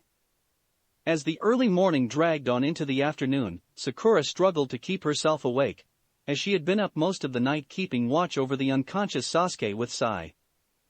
They had of course tried to take turns in keeping guard, but Sakura found that she couldn't get any sleep as she kept having nightmares of Orochimaru and how close they had been in being killed. She also couldn't help but worry what happened to Naruto. Even though they didn't get on too well, that didn't mean she wanted him to be killed. When morning broke, Sai told her that he was going off to try and find Naruto, and that he would be back in a couple of hours. It was then in mid-afternoon that Sakura's exhaustion had gotten the better of her, where she finally nodded off. Seeing this, the Odo team that Orochimaru had sent to test Sasuke and Naruto, after they had their curse marks placed on them, attacked. The team had tracked down Sakura and Sai not long after they had escaped Orochimaru and kept hidden from them until Sakura and Sai stopped, where they then watched over them until the time was right. When the Odo team attacked, they triggered some of Sakura and Sai's traps, but easily evaded them, where they prepared to kill her. Fortunately though, before the Odo team could kill Sakura, Rock Lee arrived and forced the Odo team back. He then engaged the team leader Dosu, where thanks to watching Dosu and his team attack Kabuto earlier, Lee knew he had to keep his distance from Dosu because of his melody arm. Sadly though, that had also put Lee at a disadvantage, given how he was strictly a taijutsu user, and was forced to use his Omote Range, Front Lotus, in the hope of taking Dosu out quickly. Unfortunately, Lee's attack failed, as Dosu's teammate Zaku interfered, where Lee's attack did little damage to him. After which Dosu struck back at Lee and used his melody arm against Lee, whose body was fairly worn out from using the Omote Range. Even after being hit by Dosu's melody arm, Lee continued to try and defend Sakura and Sasuke, but given the damage he took from Dosu's melody arm and from using Omote Range, there was little he could do. He was eventually knocked out by Dosu, when the Odo Genin made a direct hit on him with his melody arm. After Lee had been defeated, Sakura tried to defend both Sasuke and Lee by herself, but despite her best efforts she was easily overpowered. During the course of the fight, she was caught by Kin, who caught her by using her hair, where she then demanded Sakura tell them where Naruto was. Sakura of course answered that she didn't know, whereupon hearing this, Kin stated that Sakura was then of no use to them and prepared to kill her. But before she could, Sakura cut her long hair short, and freed herself from the Odo Kunoichi Kin, only to be then quickly caught by the Odo Kunoichi again. But just when Kin was about to finish off the pink-haired girl, Team 10, who were hidden in the tree line watching the battle, arrived. Together the three genin were able to push the Odo genin back, and held their own against them. They even captured the Odo Kunoichi Kin, where Ino took possession of her body. As the battle continued, Lee's teammates Hyuga Niji and Tenten arrived, where they prepared to enter the fray for what Dosu and his team did to Lee. But before any of them could enter the battle, they suddenly noticed the large pulse of dark chakra emanating from Sasuke, which had been slowly growing during the battle. When everyone finally took notice, they saw Sasuke standing up, surrounded by dark chakra, and with markings covering his body. It was upon seeing this that Dosu realized that Orochimaru had placed his curse seal on Sasuke, and that he and his team stood no chance of beating Sasuke with the curse seal helping him. But before he could order his teammate Zaku to pull back, his teammate attacked and tried to kill both Sakura and Sasuke with his Zankukyakua, extreme decapitating airwaves. Unfortunately, though, for Zaku, Sasuke was able to evade the attack, while carrying Sakura to safety at the same time. After which he easily defeated Zaku with his Katon, Hozenka no Jutsu, fire style, Phoenix Sage fire technique, combined with Shuriken and his newly enhanced speed from the curse mark, where he then dislocates both Zaku's arms. When those watching the battle saw this, many of them couldn't believe the brutality that Sasuke was showing. Those who knew Sasuke, like Team 10 and Sakura, were of course frightened by all this, especially when they saw the dark sadistic look on his face. This was only highlighted by the dark aura that was surrounding him, along with the markings covering his body, and his Sharingan being activated. After defeating Zaku, Sasuke then turned to Dosu, who immediately took a step back in fear when he saw Sasuke looking at him. When Sakura saw this, she knew that there was something wrong with Sasuke, and it had to do with the mark that Orochimaru had placed on Sasuke yesterday. But just when she was about to run over to Sasuke and stop him, the young Uchiha heir was forced to jump away, when he saw a gleam of light from his left, along with a fast-moving blur. After avoiding the blur, Sasuke quickly turned to see who his assailant was, where he narrowed his eyes with annoyance, when he saw that it was his part-time teammate Senju Naruto, who had now turned around to face him with his katana in hand. "Naruto!" cried Sakura with both surprise and relief, at seeing the young blonde alive and safe. "Naruto-kun!" cried Ino delight at seeing her crush, as when she and her team were watching Sakura and side-guard over Sasuke and saw no sign of Naruto. She had become worried that something may have happened to her crush. It was then, after Naruto arrived, that three more people appeared. The first was Saito, who came up behind Dosu, without the Oto Genin knowing, and held his katana against the young Otonin's throat from behind. After which he then told Dosu not to move a muscle, which Dosu wisely obeyed, knowing he couldn't escape. The other two people to appear were Chojuro and Haku, who quickly appeared in front of Sakura and Team 10. At seeing Haku and her team, both Sakura and everyone else were naturally surprised and slightly confused at the Kiri team accompanying Naruto. "Haku!" spoke Sakura in surprise when she saw the female Hayaton user. "Greetings Sakura-san, I am pleased to see you that you're okay," replied Haku, as she glanced slightly back at Sakura, while at the same time keeping a close eye on Naruto and Sasuke. "What are you doing here with Naruto?" asked the pink-haired Kunoichi. "You need not worry Sakura-san, we're here to help. My team and I came across Naruto-kun when we were making our way to the tower, where we treated him and then accompanied him here." Upon hearing this, Sakura let out a sigh of relief, since with Haku and her team's help, they would able to stop Sasuke from going out of control anymore. "Kiri Shinobi. What are they doing here and why would they be with Senju?" thought Niji curiously, since he found it strange that the Kiri team were helping one of their rivals in this exam. "So, you finally decided to show up Senju, you always did have a flair for the dramatics, waiting until the last minute, to save the day. But it seems that you brought company as well," commented Sasuke, where he glanced at Haku and her teammates. Naruto of course ignored Sasuke's comment, where he just narrowed his eyes and stared at Sasuke, whose body was covered in the curse markings and surrounded by a dark sickly aura, which was no doubt caused by Orochimaru's curse seal. "Sasuke, stand down, the battle is over, you've won, there's no needed to kill them," spoke Naruto, as he tried to get Sasuke to see reason, even though he knew it would most likely not work. And just as Naruto feared, Sasuke did not stand down, in fact, he just smirked at Naruto's request. "Stand down?" asked Sasuke in mock surprise, "and why should I do something as foolish as that, after what they did to Sakura, and how they tried to kill me?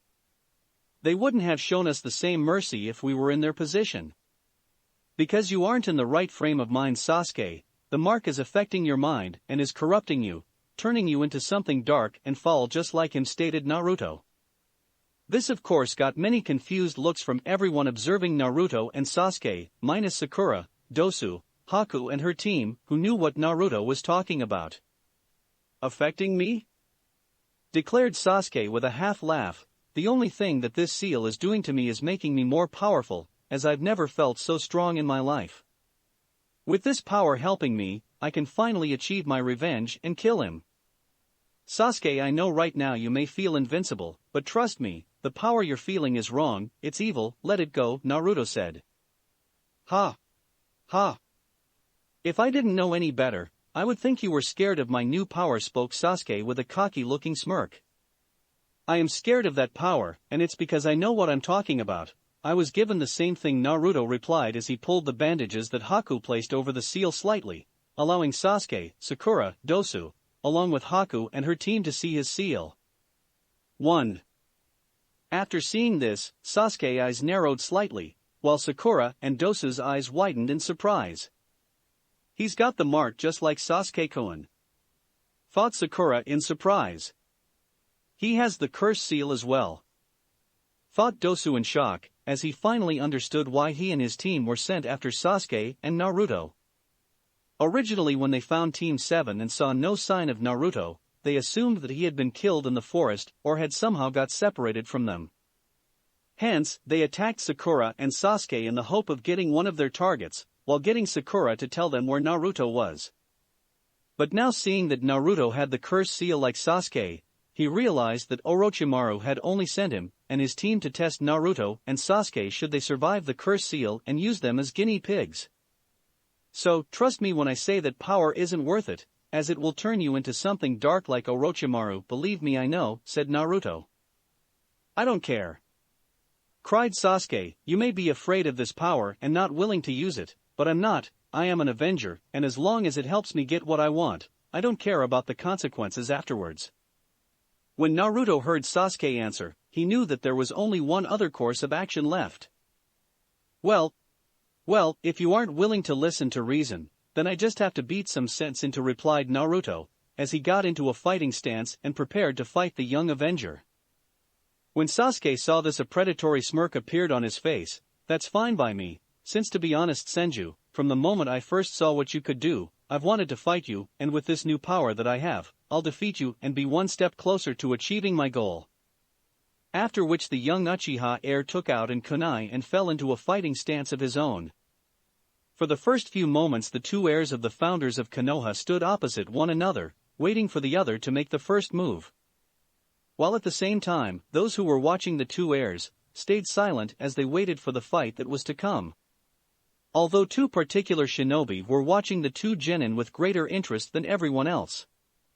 The first was the Hyuga Neji, the proclaimed prodigy of the Hyuga clan, who was eager to see what two of his greatest rivals in this exam were capable of. The second was another shinobi hidden in the tree near Neji and Tenten, who remained undetected from everyone else. After a minute or two of waiting, both genin decided they had waited long enough and charged forward at one another at the exact same time with impressive speed, where they quickly clashed with the individual blades. For the next few minutes, the two teammates fought each other in a fierce battle, where each tried to hit the other with their bladed weapons, although neither was able to get the upper hand over the other.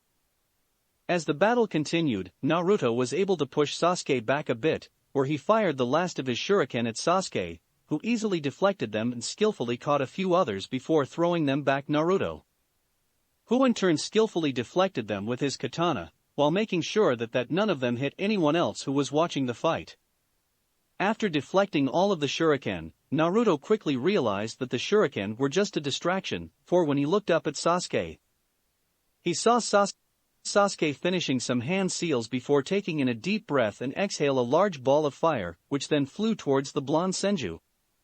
Knowing he couldn't avoid the large ball of fire at him, Naruto quickly channeled a large amount of his wind chakra into his chakra and swung it in a vertical slash and cried out, Surashifu, wind slash. What is that technique? Thought the Hyuga prodigy with surprise, when he saw the crescent-shaped blade of wind erupt from Naruto's katana. The blade of wind continues to fly towards the large fireball, with tremendous speed, where it cut right through the fireball, splitting it in two, causing it to quickly dissipate. Ha! But how? Spoke Tenten in surprise. Gai-sensei told us that when certain elemental jutsu go against one another, the element that has the advantage will win, and fire is supposed to be stronger than wind. That is not what he exactly said, Tenten, stated Neji with a slight frown. Gai-sensei actually said that they would normally win, but there are exceptions, where elemental techniques can overpower other elemental techniques that would normally have the advantage over them. Such as if they were at a higher level than the other, or if the user puts a larger amount of chakra in his or her technique than his opponent does, and given what we've just seen, Senju's technique is at a much higher level than Sasuke's. After seeing Naruto's Surashifu cut his fireball in two, and then continue towards him, Sasuke quickly jumped out of the way of the crescent wind attack, narrowly avoiding it, where it made a deep gash in the massive tree behind him.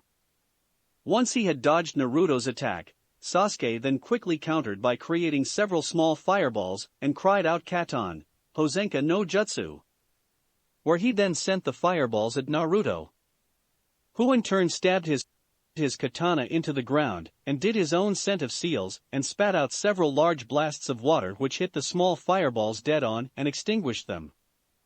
But what Naruto was unaware of was hidden in the flames were shuriken, much like what Sasuke did earlier when he fought Zaku. Seeing them, Naruto knew he couldn't block them all in time, given how close they were to him, leaving only one option: dodge them. Acting quickly, Naruto grabbed his katana and tried to move out of the shuriken path.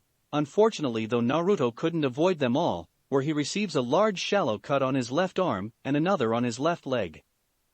But even after receiving so little damage from the attack, Naruto was still annoyed, as normally he could have avoided those shuriken despite how close they were. But given how he had not fully recovered from his own experience with the curse seal, his reaction time, speed and stamina were not as they used to be, leaving him at a further disadvantage. Since unlike him, Sasuke was intent to kill, there was also the fact that Naruto was also holding back since he didn't want to reveal too much of his abilities to those who were watching them. After avoiding the shuriken, Naruto prepared to counter with an attack of his own, but before he could, Sasuke appeared in front of him and delivered a powerful kick to Naruto's ribs on his left side and set him tumbling for several meters on the ground. After being set tumbling across the ground, Naruto struggled to pick himself up and gripped his side in pain, as Sasuke had kicked him in the ribs, which had been bruised when he fought Orochimaru. As Naruto tried to pick himself up, Sasuke once again appeared next to him and kicked Naruto in the side again, seeing that Naruto was hurting a lot from the kick in the side. "What's wrong, Senju? Don't tell me that is all you got," said Sasuke with sneer after he kicked Naruto, who landed on his back and grunted in pain from his bruised ribs being kicked. After Naruto turned on his back, Sasuke then decided to continue with his beating of Naruto, where he raised his right foot and prepared to stomp his foot down on Naruto. Sakura and Ino of course cried out to Sasuke to stop, but sadly the young Uchiha ignored their cries and prepared to stomp his foot down on Naruto. But just as he did, Naruto caught Sasuke's foot and threw the Uchiha away from him, where Naruto then focused himself up and ignored the pain coming from his ribs. After being thrown away by Naruto, Sasuke quickly did a mid-air flip so that he would land on his feet. Once he landed on his feet, he saw Naruto charging towards him with incredible speed and his katana thrust forward. 2. Seeing this, Sasuke continued to run straight at Naruto, but before Naruto's attack could hit him, he used his high speed to disappear in a blur right before Naruto's eyes and reappeared behind his exposed back, kicking him right in the back, sending the young Senju air flying forward. But despite being caught off guard, Naruto quickly recovered by bringing his left hand forward and flipping himself over to land back onto the ground, where he then spun around and charged at Sasuke, who in turn prepared himself for Naruto's next attack. Once Naruto was close enough to Sasuke, he then swung his katana that was in his left hand in an upwards diagonal slash, which Sasuke saw with his Sharingan, and brought his kunai, which he was still carrying, up to block it. But much to his surprise, instead of Naruto's katana hitting his kunai, all Sasuke saw was Naruto's left hand moving past him, and then an immense pain in his left side, where he was then sent flying several meters away. After being hit, Sasuke slowly picked himself up off the ground and held his left-sided pains, as he was certain a rib had been cracked by that hit. After he picked himself up, he looked up and glared at Naruto. When he did, he then noticed that Naruto's sword was now in his right hand. It was then when he saw this, he realized that Naruto had somehow switched his katana from his left hand to his right when he was swinging it, making the first swing fate, leaving him, Sasuke, open to the real attack. Sasuke also guessed that Naruto had also hit him with the back of his blade, otherwise, he wouldn't be alive to realize the. "So, I guess that was another one of your kenjutsu techniques that your sensei Kushina taught you," commented Sasuke, as he remembered Naruto mentioning the sword style that he was learning from Kushina when they were in Nami no Kuni, Wave Country. "Correct, that was the Mizu no Atsuan, rolling water, technique of my sensei's Arasuijin no Mai, dance of raging water goddess, style," replied Naruto with a slight smirk. Since he was quite pleased with himself, as he had finally perfected Mizu no Atsuan, where he had switched his katana from his left hand to his right in an instant. Where even if Sasuke had seen what he had done with his Sharingan, his body would not have been able to react in time. 3. Soon enough though, Sasuke recovered and threw several shuriken at Naruto, who of course deflected them, and then spun around to block Sasuke's Sasuke's sneak attack from behind, where he tried to stab Naruto in the back with his kunai. As the two of them struggled for dominance with one another, Naruto suddenly pulled his katana back, catching Sasuke off balance. Where he then passed his katana from his right hand to his left from behind his back, and then hit Sasuke in his unguarded right side, cracking another of his ribs and sending the Uchiha stumbling sideways a few feet away. Sasuke of course quickly recovered despite his new injury, where he once again glared at Naruto angrily, as he had once again fallen for another of Naruto's kenjutsu techniques. Naruto on the other hand just smirked, as he was quite pleased with himself at preforming Nagarara Mizu, following water, so perfectly, since Kushina had taught him the technique right before he entered the exam. Having enough of Naruto's kenjutsu tricks, Sasuke decided to strike back by using his enhanced speed from the curse seal to appear on Naruto's left side and kicked in the ribs again, knowing that Naruto was injured there. After being kicked by Sasuke again, Naruto was sent flying through the air, but before he could recover, Sasuke appeared right above him and delivered a powerful falling axe kick on Naruto's chest, that sent Naruto straight down into the ground and making Naruto scream in pain. "Naruto-kun!"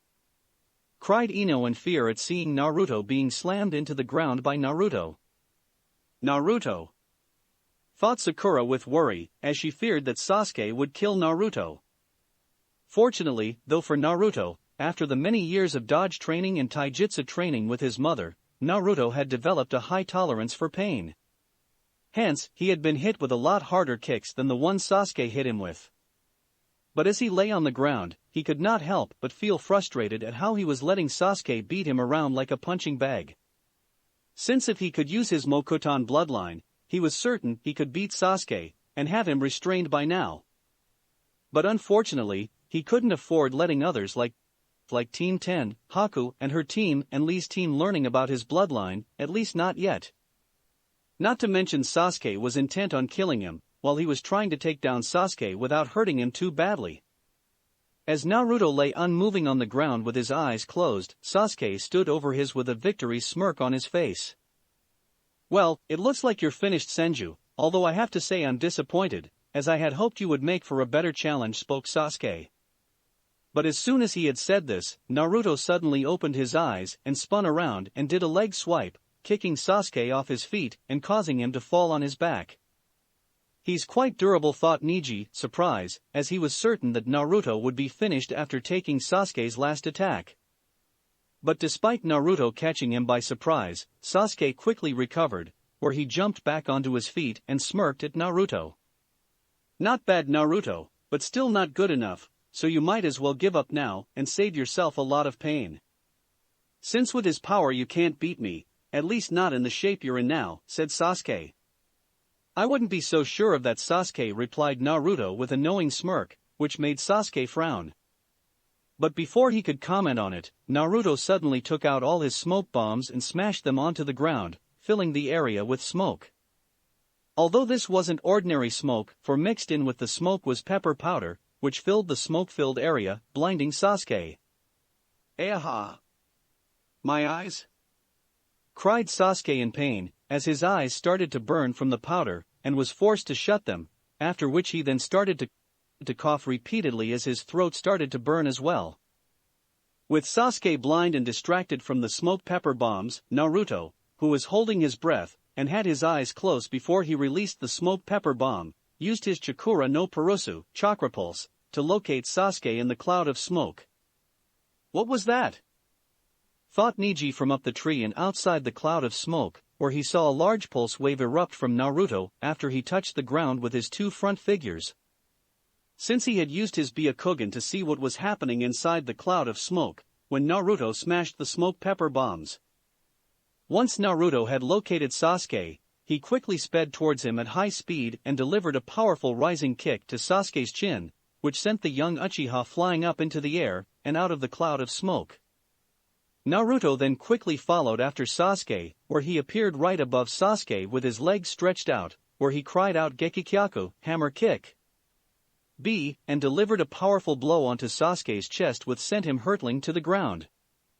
"That's like one of Lee's moves," stated Tenten in surprise when she saw Naruto's Gekikyaku. Obliviously, Senju Naruto mimicked one of Lee's moves after watching him and Sasuke fight before the written exam, commented Niji after he saw the move. When Sasuke hit the ground, he made a small dent in the ground and was then sent tumbling across the ground for several feet, before coming to a stop when he hit a large tree. As the smoke slowly blew away in the gentle wind, Sasuke slowly picked himself up and used the tree that he hit as leverage to help him keep steady.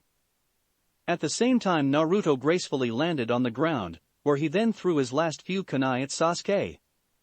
The young Uchiha heir of course couldn't avoid the shuriken, since he was still blind by the pepper powder that was in his eyes, although even if he could, given the damage he took from Naruto's Gekikyaku, it was unlikely he could have avoided them in time to begin with.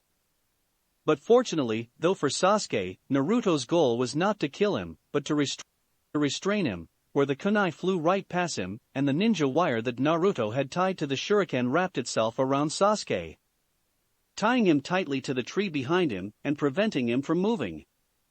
What's going on?" cried Sasuke with confusion as he still couldn't see, but felt himself be restrained by the ninja wire. "I'm sorry, Sasuke, but this is for your own good," said Naruto, before he took out a Senbon needle and threw it at the restrained Sasuke, where it hit a certain point of Sasuke's neck, that put him into an unconscious state. Once Sasuke was put into his unconscious state, the curse marking around his body started to recede back into the curse seal. Seeing this, Naruto knew the battle was over, and let out a tried sigh and held his left side in pain, as it still hurt. But he quickly pushed it to the back of his mind, as he didn't want to show any weakness right now. Even if his fight with Sasuke was over, he still had some possible enemies to deal with. "Sasuke-kun!" cried Sakura as she raced over to the tied-up and unconscious Sasuke. When she reached him, she saw the needle in his neck and quickly turned to Naruto. "I is Sasuke-kun," spoke Sakura with fear, but was interrupted by Naruto before she could finish. "No, I hit Sasuke in a certain spot that put him in a sleep-like state, similar to what Haku did before, and as long as that needle stays in him, he'll stay like that. So, for now I think it would be best to keep him like that," replied Naruto, with a tried sigh. Sakura just nodded at this, as she was relieved that it was finally over, and that Sasuke and Naruto weren't badly hurt. At the same time, Dosu, who was still held by Saito, just stared at Naruto with awe and slight fear. Unbelievable, he was actually able to defeat the Uchiha, despite him having the curse mark, and he didn't even have to rely on his own to do it, thought Dosu. He's clearly no ordinary genin. Soon enough, though, Dosu's focus turned fully to Naruto, who had now turned to him and Saito, and was walking towards them. After which Naruto then pointed his katana directly at Dosu's face, making the Otonin very nervous.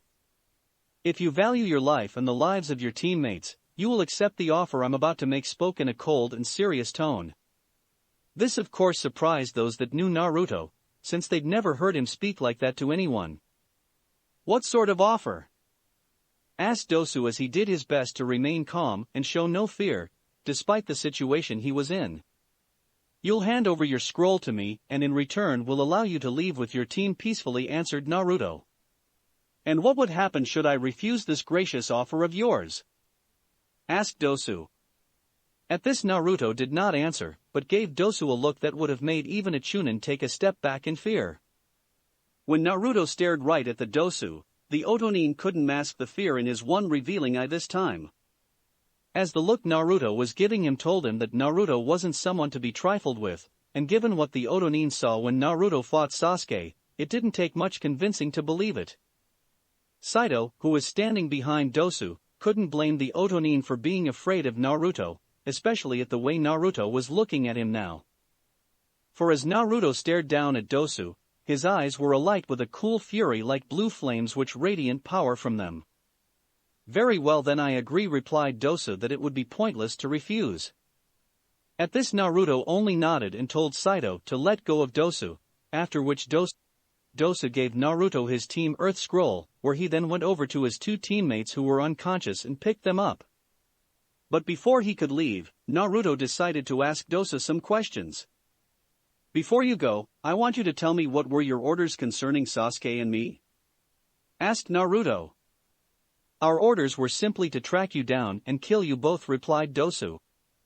So, you knew nothing about the seals that he placed on us then, stated Naruto with a slight frown. No, we weren't told that, answered Dosu with a frown, since if he and his team had known about the cursed seals, they would never have attacked Sasuke. Fine, you can go, finished Naruto, where Dosu just nodded and jumped away carrying his teammates. Once Dosu had left with his teammates, Naruto then turned to look up at Neji and Tenten, who were still up in the tree watching Naruto and the others. You're Hyuga Neji, correct? Asked Naruto, remembering the names of Lee's teammates when Sasuke asked Kabuto to tell him about Lee. I am, replied Neji with his left eyebrow raised. Good, then I have a deal for you as well, spoke the blonde Senju. What sort of deal? Asked Neji as his left eyebrow rose slightly higher. Even though we are all rivals for this part of the exam, I propose that we call a truce, since we all either have injuries or injured teammates and any further battle would be pointless. In return, both Haku-chan and I will treat Lee's injuries. And why would you help him? Since with Lee injured, your chances of defeating us are much better, asked Neji. Because Lee came to the defense of Sakura and Sasuke when he didn't have to, and if weren't for his interference, along with Ino-chan and her team, both of them would most likely be dead. I owe him that much and I always repay my debts, answered Naruto. An admirable statement, but still, why should we agree to this? As unlike the rest of you, both Tenten and I are fresh and uninjured. While the rest of you are tired and, as you said, injured from battle, where if we should fight, I believe the odds would be in our favor, stated Neji. Are you sure about that? Asked Naruto with a knowing smirk, which made the young Hyuga prodigy frown and wonder what Naruto was up to. Although it is true that several of us are injured and a bit tried, that still doesn't change the fact that you're outnumbered here. As Ino-chan, Haku-chan and their teams are more likely to side with us in a fight, and even if you should defeat us, neither you nor your team will come out of it unscathed, and will be easy prey for any other teams you may meet on your way to the tower. Although that's if we even give you the chance to attack. Isn't that right, Sai? Once Naruto said this, Neji and Tenten suddenly found several ink lions surrounding them. Not bad, Senju, I guess nothing slips by you, spoke Sai, as he appeared in a tree near Neji and Tenten. Where the hell did he come from? Thought Tenten with surprise, as she never sensed Sai. Neji too was also surprised at Sai's sudden appearance, as he realized that Sai must be highly skilled in stealth to come so close without Tenten or him sensing him.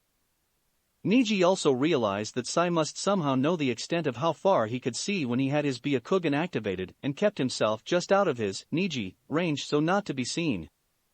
So Hyuga Neji, do we have an accord or not? Asked Naruto with a confident look. Seeing the situation they were in, Neji frowned slightly as he realized that if they fought now, it was possible they would lose, and even if they should win, it would not be without serious cost, given how they were outnumbered and surrounded. Not to mention there was Naruto, as something told Neji that there was more to the younger blonde than what he was showing. We're in agreement, for now at least, stated the Hyuga heir as he maintained the frown on his face. Good, replied Naruto with a smile, as he let out a slight sigh of relief, as he was glad that Neji agreed. Since Naruto wasn't sure what would happen given how he wasn't 100% and was running low on chakra. The only reason he even knew that Sai was nearby was because when he used his Chakura no Purosu to locate Sasuke in the smoke cloud, he located Sai hidden in the tree near Neji and Tenten. Once everyone was in an agreement to the truce, Haku and Naruto started to treat Lee, Sakura, and everyone else for their injuries. Fortunately though, none of the injuries were life-threatening, although Lee's injuries from Dosu's melody arm took a little longer to treat. But eventually they healed his injuries, after which Tenten woke her teammate by shaking him like a rag doll and slapping him on the face. The method was of course unusually, but neither Naruto nor Haku could argue with the result as Lee did wake up. Soon after, Tenten filled in Lee on what happened after he was knocked out. The green jumpsuit-wearing boy was of course surprised when he heard how Naruto was able to mimic one of his moves so well, after only seeing it once, and then incorporate it into his own fighting style. Lee of course did not mind this, but stated that he now wanted to fight Naruto even more now. Something that Naruto wasn't bothered by, since he knew Lee was strong and wanted to face against him as well. After everyone was healed, Sakura then asked how Naruto met up with Haku and her team. Naruto of course explained what happened, and how they had found him, and how they had defended him from a group of Genin, who were seemingly targeting him. Although he did leave out the part about going berserk and attacking Haku and her team, since doing so would mean he would have to explain the curse seal and their meeting with Orochimaru to everyone else. Something Naruto believed they were better off not knowing. When Ino asked who had defeated Naruto, since to her Naruto was the strongest genin here, Naruto simply stated it was a strong shinobi from one of the other villages, which was partly true. When Shikamaru heard Naruto's reply, he of course grew suspicious, since it was obvious that there was more to Naruto's story than what he was telling them. But he decided not to pry since it wasn't their problem. Soon after though, Naruto asked Neji to use his Byakugan and look at Sasuke to make sure that the curse seal had fully receded. Neji of course did not like being ordered around by Naruto, but still did so anyhow, and saw that the dark chakra that the Uchiha used earlier had indeed receded, and that there were only trace amounts left. After he had examined Sasuke, Neji also looked at Naruto with his Byakugan and also saw trace amounts of the dark chakra in him, indicating that Naruto too had the curse mark. When Neji stated this and asked Naruto to tell him what the curse seal was, Naruto refused to answer, stating that it was none of his concern, and that he was better off not knowing. This of course did not sit well with Neji, since he did not like being pushed aside by anyone. But before he could press the matter any further with Naruto, Tenten placed her hand on his shoulder and told him to back down, as they had all agreed to a truce. At this Neji relented, although he retained a large frown for the next few hours over not getting any answers. Once the matter with Neji had been dealt with, Naruto went over to Sai and asked him where he was and why he left Sakura alone with Sasuke. Sai of course explained that he had left to go search for him and came back here when he couldn't find him or any tracks as to where he went. He then stated that as he was looking for Naruto, he ambushed a rival team and took their heaven scroll off them when he defeated them. Meaning that Team 7 once again now had 3 scrolls and only needed another heaven scroll to enter the tower. Naruto only nodded after hearing Sai's story and kept a blank look on his face, as he didn't buy Sai's story in the slightest. At least not the part about looking for him, since he and Haku along with her team had returned to where he had fought Orochimaru. Where Naruto then used his Chakura no Purosu along with the tracking skills he had learned from Omoi to find where Sai and Sakura went with Sasuke. Hence if he was telling the truth, then they would have met Sai or seen the rival team he fought on their way here, or at least Naruto would have sensed them nearby when he used his Chakura no Purosu to track them. Realizing this, Naruto figured the young root agent had gone off somewhere to secretly send word to Danzo of what had happened and then waited for orders on what he should do next. Naruto of course knew he could challenge Sai on his lie, try and force him to tell him the truth and what his orders were. But decided not to, since he knew it would get him nowhere and just expose the fact that he was on to Sai and lose any edge he may have over him. Soon enough though, Naruto turned away from Sai and went over to Sasuke and pulled the Senbon needle out of his neck. Immediately awaking the Uchiha heir up, where he tried to stand up only to fall down when Sakura jumped on top of him and hugged him tightly and saying she was glad he was okay. Eventually though Sasuke got Sakura off him, where he then turned to Naruto and asked him what had happened, as his memory was slightly hazy when it came to what happened when he fell unconscious after Orochimaru placed the curse mark on him. Naruto of course gave him a quick brief on what happened, and how he was forced to knock Sasuke out when he went berserk. As Naruto told him what happened, Sasuke's memory of the event started to slowly come back, where when Naruto finished, he remembered everything that happened.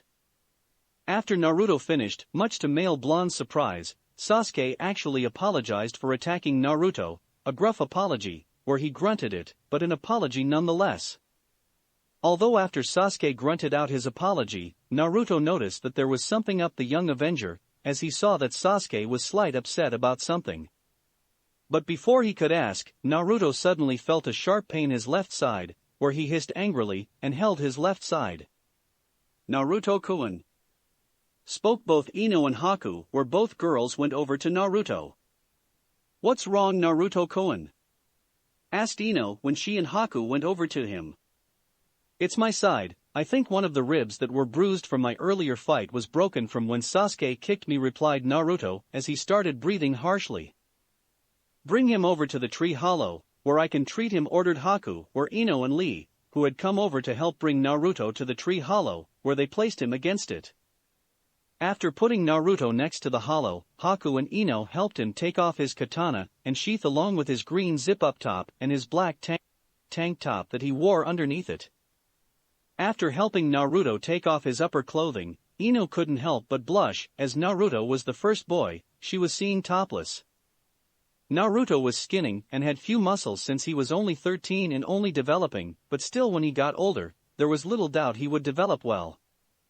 With Ino's help, Haku slowly and gently removed Naruto's bandages that she had wrapped around him earlier. She then used her Shozen Jutsu, mystical palm technique, to help heal Naruto's broken rib, after which she then spread some ointment on the bruised area to ease the pain and with Ino's help, started to re-bandage him. As the two girls were re-bandaging the blonde Senju, Ino decided to ask Naruto something that she had been wondering. Naruto-kun, what was that smoke that you used against Sasuke to make his eyes hurt? Just some pepper powder, mixed with smoke powder, answered Naruto. So how did you know that it would be so effective to beat Sasuke? Ino asked. His Sharingan, answered Naruto. His Sharingan? Repeated Ino in confusion, not understanding what Naruto meant. It's simple. In the shinobi world, Taijutsu bloodlines like the Byakugan and the Sharingan are feared for their unique abilities and for seeing things that other people can't. This is, of course, both their greatest strength and their greatest weakness. I don't get it, stated the confused girl. Like most bloodline users, Sasuke relies a great deal on his Sharingan, hence if someone were to take away his ability to see, his fighting ability would be greatly reduced, making him more vulnerable to attack, explained Naruto, where Ino's eyes widened in understanding. Where did you come up with that idea? Asked Ino.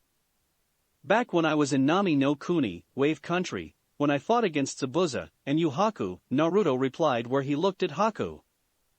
You're referring to how Zabuza-sama used Kirigakure no Jutsu, hiddenness technique, to prevent Hatake-sans from seeing him and using his Sharingan to hypnotize him, stated Haku. Yeah, although unlike him, I'm not able to use Kirigakure no Jutsu or use silent murder technique. Hence, I had to make do with the pepper smoke bomb and a unique technique I created to find people when I can't see them, replied Naruto. Naturally, after hearing this, both girls were surprised and impressed with Naruto's ingenuity, at how he was able to come up with such an effective plan to defeat Sasuke without seriously hurting him, in the heat of battle. Once the girls had finished treating Naruto, Tenten walked over to them. Are you okay? Yeah, I fine, thanks to Ino-chan and Haku-chan, replied Naruto, as he put back his black tank top and his green zip-up top. Your lead teammate Tenten, correct? Hi, it's pleasure to meet you, Naruto-sama, replied Tenten, although as soon as she said this Naruto held out to stop her from saying anything further. Please Tenten-san, call me Naruto, I don't really like being referred in any honorifics, replied Naruto. At this Tenten just nodded and decided to continue the conversation, since she had wanted to talk to Naruto for a while. If you don't mind me asking, what Kenjutsu style were you using? Since I've never seen one like the one you used when you fought Uchiha Sasuke, Tenten asked.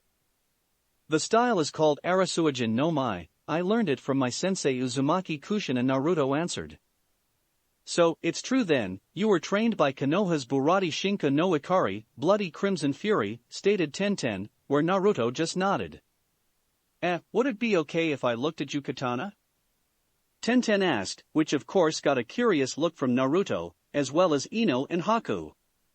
May I ask why?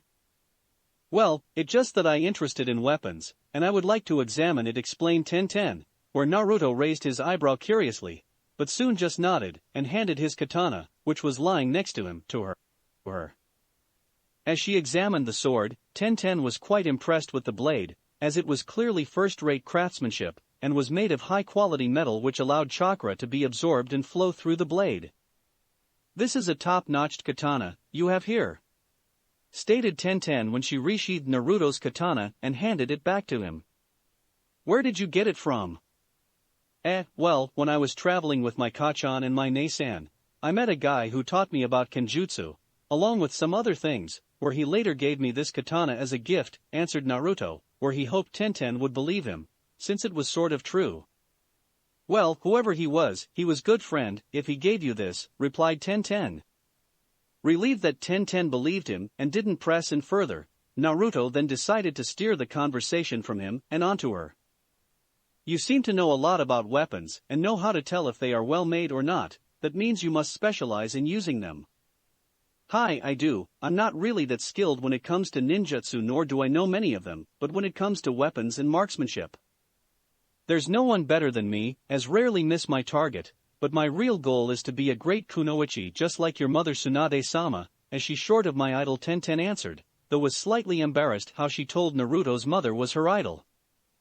Naruto although just smiled, since it was obvious that Tenten was a kunoichi who took her duties seriously and didn't worry about her looks or obsess over guys like Ino and Sakura did.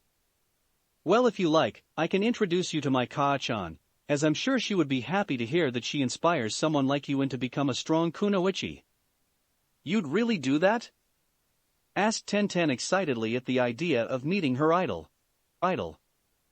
Sure, my Kaa-chan will eventually be coming back to Konoha, and when she does I introduce you both, Naruto replied with a smile. Although as soon as he said this, the elder girl enveloped him in a tight hug, saying thank you over and over again.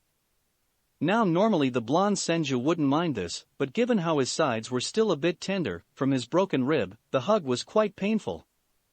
Fortunately though, Ino, who was a bit jealous at the fact that the bun-haired girl was hugging her Naruto-koan, pulled her off Naruto, after which Haku quickly used her Shozen Jutsu to ease the blonde's tenderness.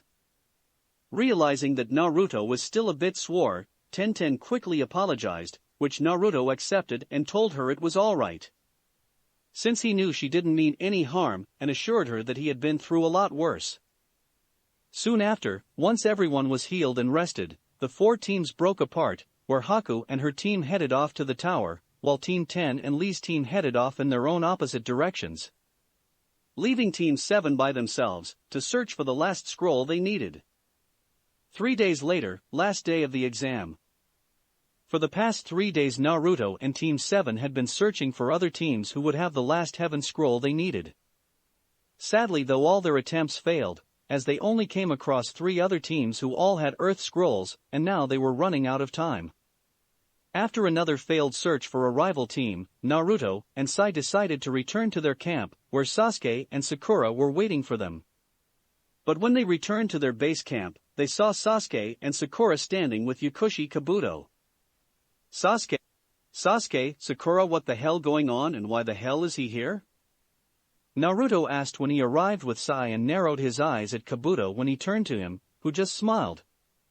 Sasuke of course explained how when he went to get some water and came back, he found Kabuto stopping Sakura from opening one of the scrolls. At this the pink-haired girl just hung her head in shame and said nothing, since she had thought that if she opened one of the scrolls, she might find a clue that would help them find the scroll they needed. Upon hearing this, Naruto had to resist the urge to slap his forehead in frustration at how Sakura could be so foolish and wondered how the girl was credited of being the smartest of their class, since they had been told that they were forbidden from opening the scroll they were given. It seems we owe you one, Kabuto-san, but tell me, why exactly are you alone? Asked Naruto, since he didn't like Kabuto, especially after he put a target on his head by mentioning he was trained by both his mother and Jiraiya. I'm not after your scrolls if that's what you're worried about, Kabuto answered calmly, where he then showed Naruto and the others his 2 scrolls. I got separated from my team, so I decided to head to the tower, where we would most likely meet up. After showing Team 7 his scrolls, Kabuto then put them back in his pouch and started to walk away. But before he could fully walk away, Sasuke suddenly spoke up. Wait. Yes. Fight us, demanded Sasuke. Sasuke-kun, you can be serious, spoke Sakura in surprise. I am, answered Sasuke as continued to stare at Kabuto, who had turned around fully to look at Sasuke. But why? Asked Sakura. We're running out of time, Sakura, and we can't afford being nice any longer, stated Sasuke. For once I agree with Uchiha, spoke Sai. As do I, Naruto added, even though normally he would be against something like this. Sasuke was still right, as they were running out of time, although it did help that Naruto didn't like Kabuto to begin with. But you said that we owed Kabuto, stated Sakura. Yes, but right now we're desperate, and unless you want to fail, we need Kabuto.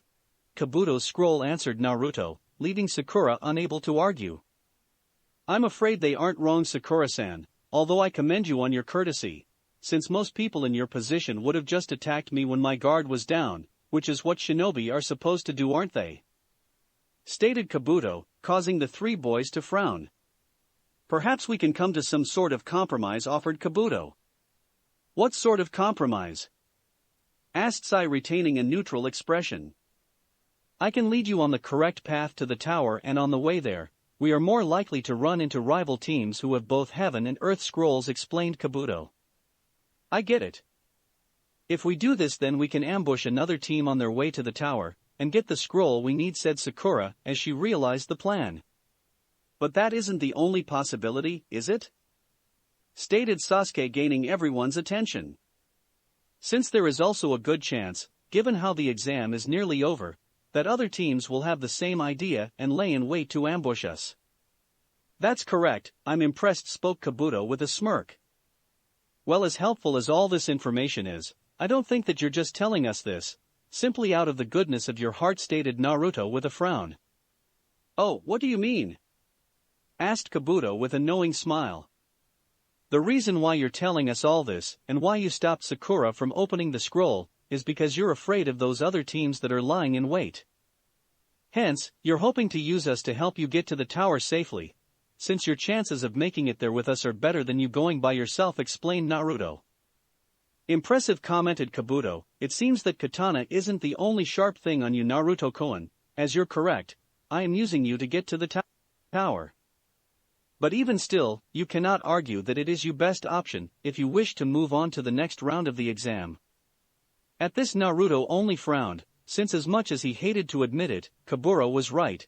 If they wanted to pass, they needed another heaven scrolls.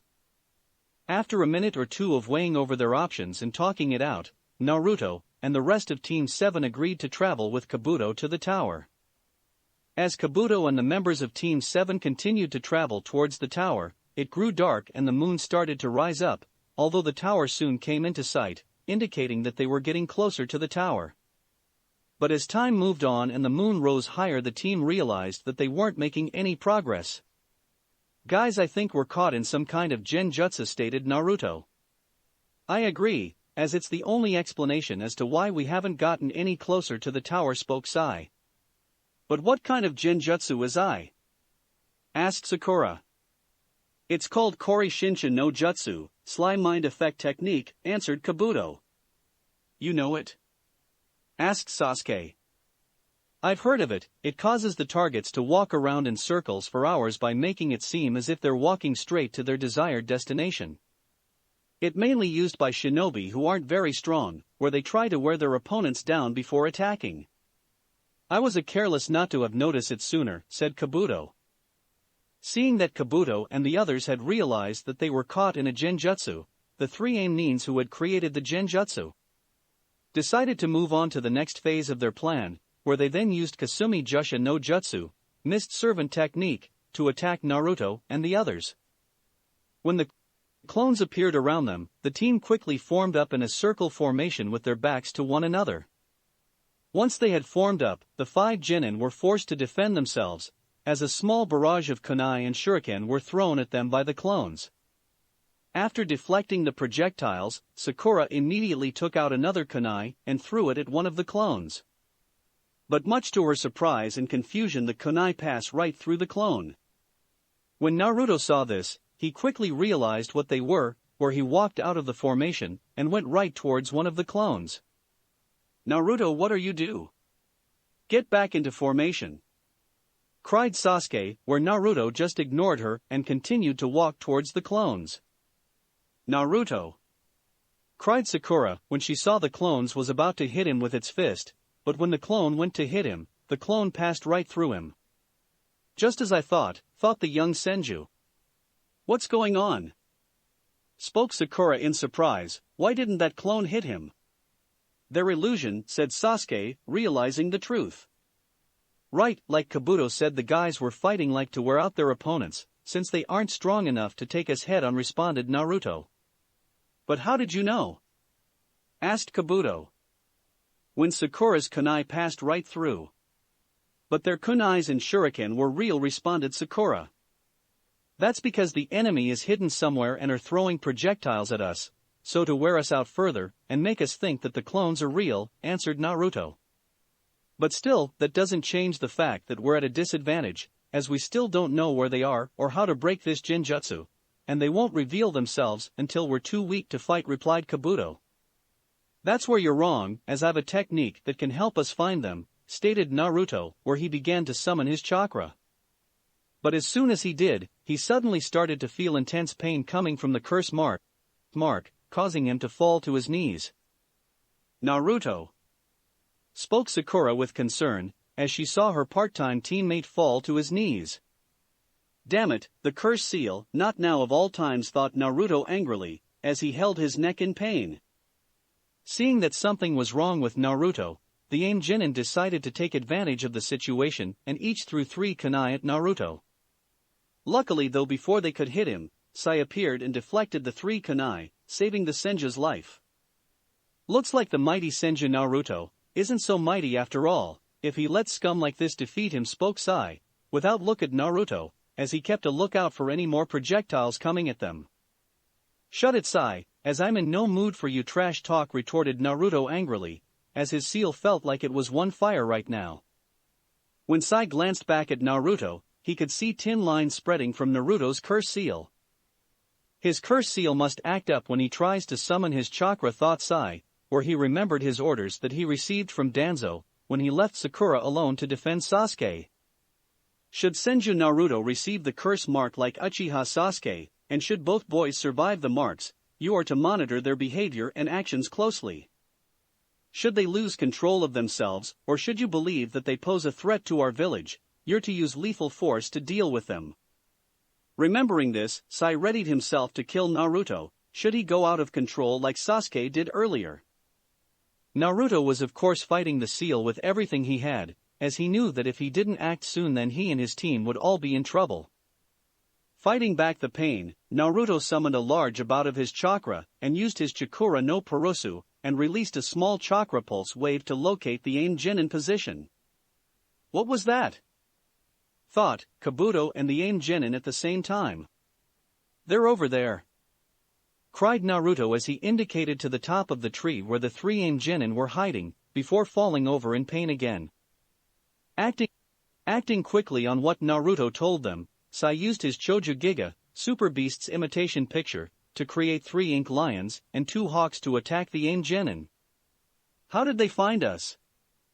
Thought all 3 Genin at once, just before they were forced jump out of the tree they were hiding in, as the ink animals destroyed a small portion of the tree. That was certainly an interesting technique. They were perfectly well hidden, and yet he was still able to locate them perfectly, with that technique, thought Kabuto with intrigue. Unfortunately though, for the Aim Nins, as soon as they jumped into the air to avoid Sai's ink beasts, Sasuke sent a small barrage of shuriken at them, which they couldn't avoid in time, where they received several injuries from them and crashed down to the ground. As soon as they hit the ground, the clones that surrounded Team 7 disappeared. Quickly enough though, the 3 Aim Genin recovered and got back onto their feet. I don't know how you found us.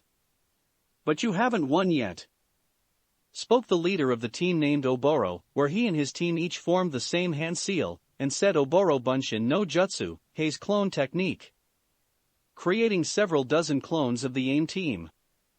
With Naruto unable to fight, Kabuto, Sai and Sasuke charged forward and attacked the Aim Nins, while Sakura stayed behind to guard the vulnerable Naruto. But when Sasuke, Sai and Kabuto attacked the Aim Genin and their clones, they went right through them. Their illusions just like before, stated Kabuto. Realizing that they were going to get nowhere by just attacking all the different clones, Sasuke decided to try and find the real Aim Nins by using his Sharinane.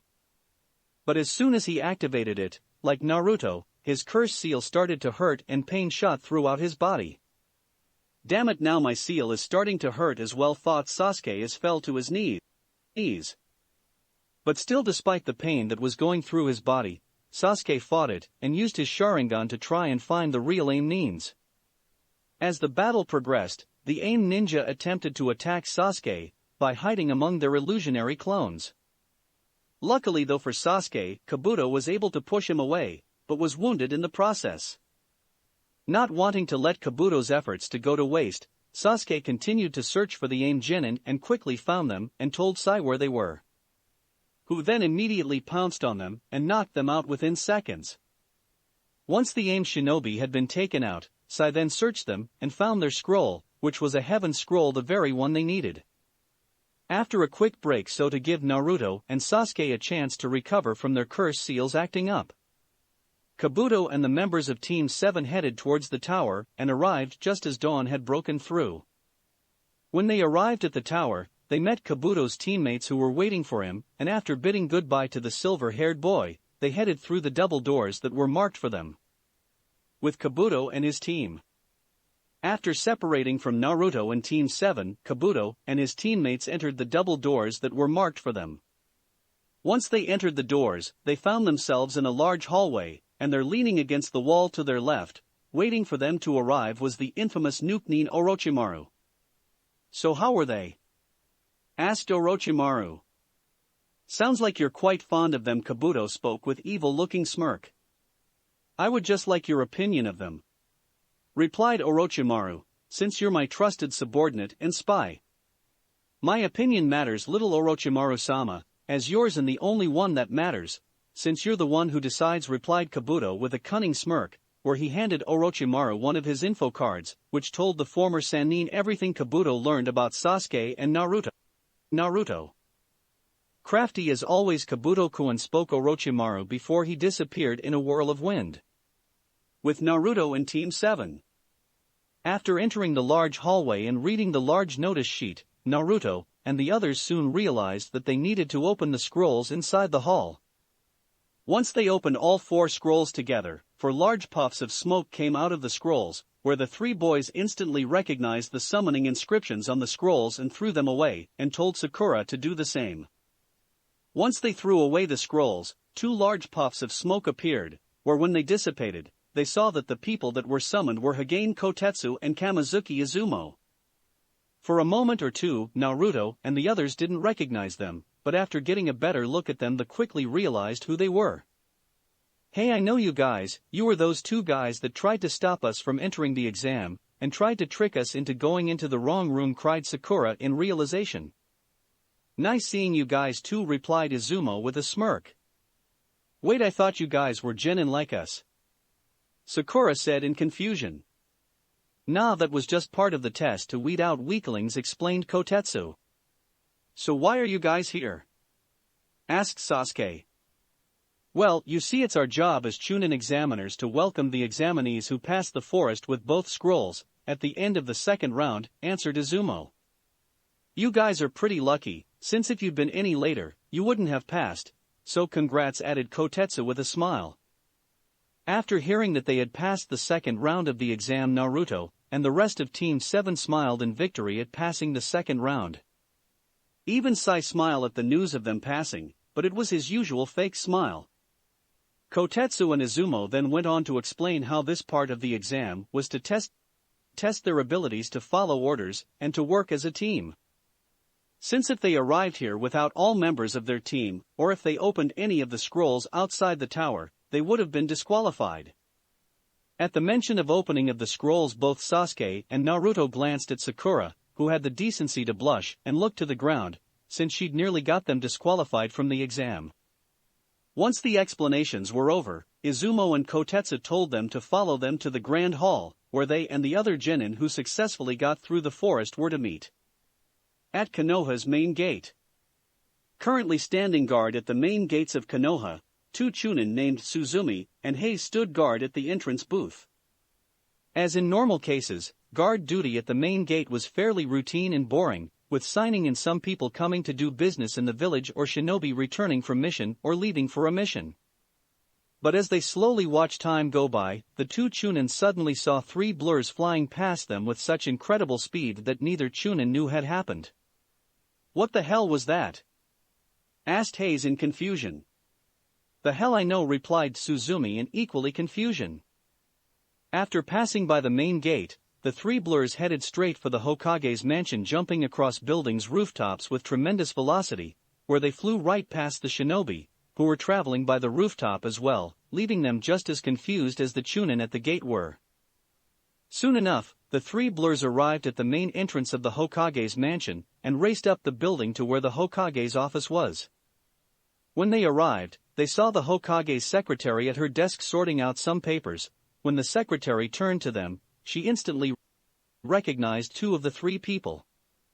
They were none other than Senju Tsunade and Jiraiya the Gamma Sennin, Toad Sage, while the third person was Tsunade's apprentice Shizune, who was carrying Tauntaun, the family pet pig. The reason why Jiraiya was with the group was because after Tsunade had her premonition of something happening to Naruto. She and Shizune had raced for Konoha at top speed, and on their way, they had met Jiraiya, who was also heading to Konoha. When they met up, Jiraiya explained to them that his network had informed him that someone was making a move on Konoha, which was why he was heading to Konoha, so to warn the Sandaime. Since according to his intel there was a strong possibility that Orochimaru was the person that was moving against Konoha. At the mention of her former teammate's name, Tsunade's fears of something happening to Naruto grew even more, where she then gave Jiraiya a quick rundown on why she and Shizune were racing for Konoha. Now normally Jiraiya would have been skeptical when it came to stuff like premonitions, signs or other things.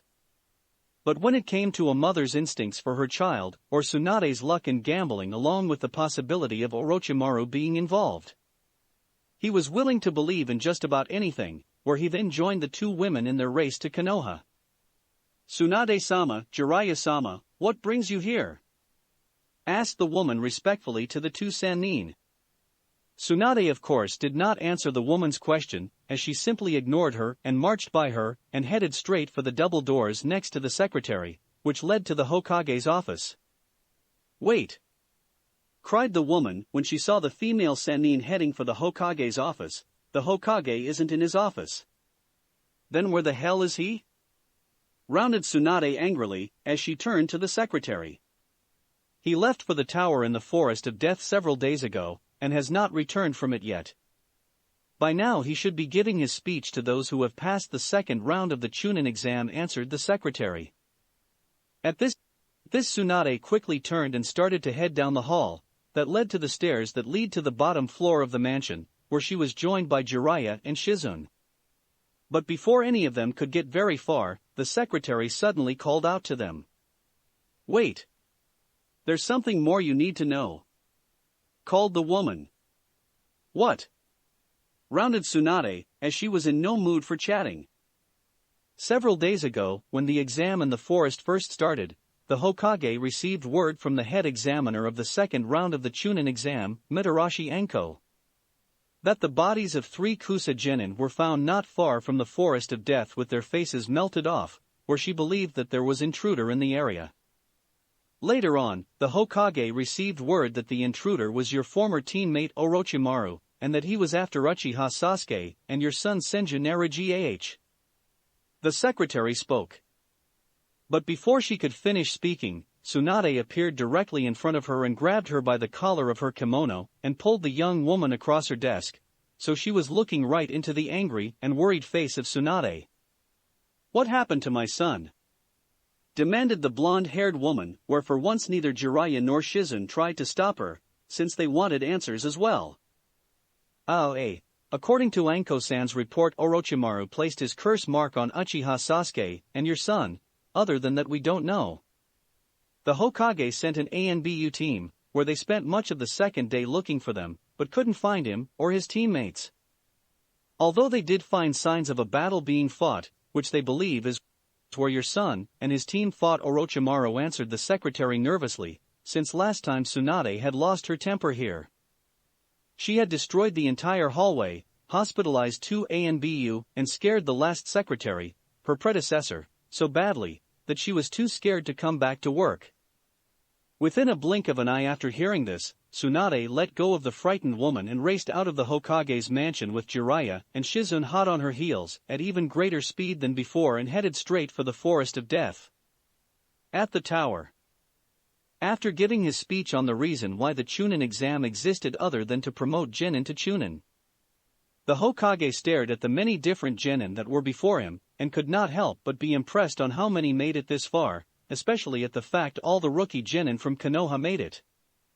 It's impressive that so many made it this far, and many of them are recently made Genin.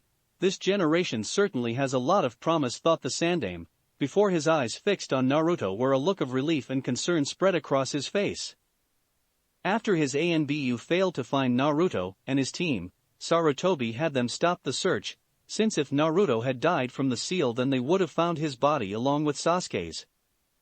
This of course gave the old Hokage hope that Naruto was alive, where he would eventually head for the tower on the 5th day or at least come out of the forest. But even with Naruto in front of him alive and seemingly well, new concerns started to appear in the Sandaime's mind, such as what effect had Orochimaru's curse seal have on both Naruto and Sasuke. As the Sandaime continued to stare at Naruto, he planned to have a talk with Naruto on what happened later. Even though his ANBU didn't find Naruto, they had found the area where Naruto appeared to have fought Orochimaru, and given what the ANBU described to him, Sarutobi knew Naruto had given it his all and put up a fight. The Hokage was of course not the only one who was surprised that so many Genin had made it this far, since the second head examiner Anko was equally surprised. There were 80 Genin who entered the forest and 33 were able to pass it. Sure, I said that I would make more than half of them fail. But still I never expected more than 10 to make it to this point, thought Anko in surprise. Since out of all the teams entered the forest, Kiri, Suna, Taki, Oto, Aim and Kumo each had one team who passed, while the remaining 5 came from Konoha. Eventually Anko's eyes fell on Naruto and Sasuke, where she narrowed her them, and subconsciously touched her own curse seal, knowing that they both had one as well. As expected, you came out of the forest unharmed, Gaara thought the Suna Jonin sensei Baki. I'm impressed that your team has made it this far, Kakashi. They're pretty good, as is your student Kushina-san, Yamato-san. But as long as my team is here, I fear they'll go no further. Since the next stage of the exam, personal skill and abilities are critical. For youth is sweet and sour, and sometimes strict, spoke Guy, as he turned to Kakashi, Yamato and Kushina, as they stood behind the Hokage with the other Jonin senseis, whose teams passed. Kakashi of course just ignored Guy's little speech, where once he finished, he simply turned to Guy and said, "Did you say something, Guy?" Naturally of course, the self-proclaimed Konoha no Ketakaki Aoi Moju, Konoha's sublime green beast of prey, did not take this well and started to cry out in disbelief. After which he began to curse Kakashi's cool hip attitude, and saying he wouldn't lose to him next time. Kushina of course snickered at Guy's antics, since they always made her laugh. Trust me Guy when I say this, your team is the least of Naruto's concerns, said Kushina with a slight frown, as she looked at her student and saw him place his hand on the side of his neck. As she and Yamato had been informed by the Hokage that Orochimaru had attacked Team 7 and placed the curse mark on both Naruto and Sasuke. Besides, if I were you, I'd been more worried about your team, because if knew what Naruto could do, you'd know that your team stands no chance against him. At this remark, Guy frowned slightly and began to wonder what Naruto could do to have Kushina have such faith in his abilities.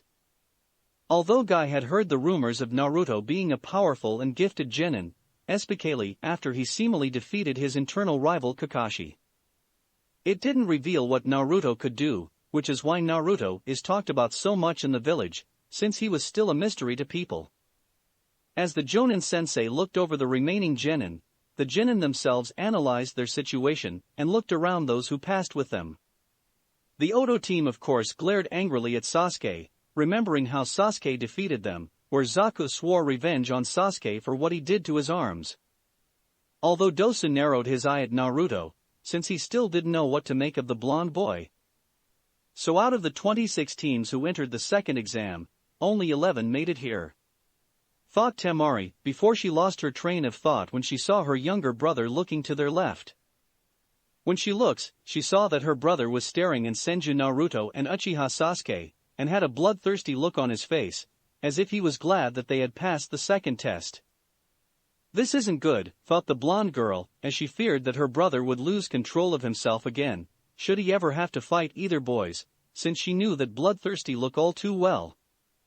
So Naruto-kun passed as well, I'm glad, thought Hinata when she turned to look at Naruto. Just as I thought, all the ones who stood out made it, Neji thought, before he glances to Naruto and Sasuke, who stood next to him, and narrowed his eyes slightly. Where he remembered what he had seen in Sasuke's battles with the Otonins and Naruto. Looks like Naruto made it, commented Omoi, in a low voice to his teammates when he glances to Naruto on his right. As expected, stated Yujito with a slight smirk. You seem happy, kitten, are you happy that your special friend passed as well, teased the Nibby. I told you before, Nibby, it's nothing like that, I consider Senju a worthy rival and that's it. And to answer your question, I am. But not because of what you said, I'm happy, since I've another chance to fight him, and this time I'll defeat him, replied the slightly annoyed Yujito. Although smiled slightly at the idea of fighting Naruto again. You're going down, Senju thought Karui, as she glared at Naruto. Good, he made it, you won't get away from me this time, Senju thought the AIM team leader, who stared at the blonde boy. I'm glad you and your team were able to pass the forest, Naruto-kun thought Haku, as she glances at Naruto and smile. Looks like all the rookie teams made it, Sakura commented. Naruto of course only nodded at this, where he looked around and was slightly surprised that so many made it this far. As he looked around, he recognized many of them, like Haku and her team. This of course didn't surprise him since he knew they got both scrolls. He also noticed the Suna, AIM and Oto teams made it, which caused him to narrow his eyes, given the encounters he had with the three teams. He was also both surprised and impressed that Ino and her team made it along with Hinata and her team.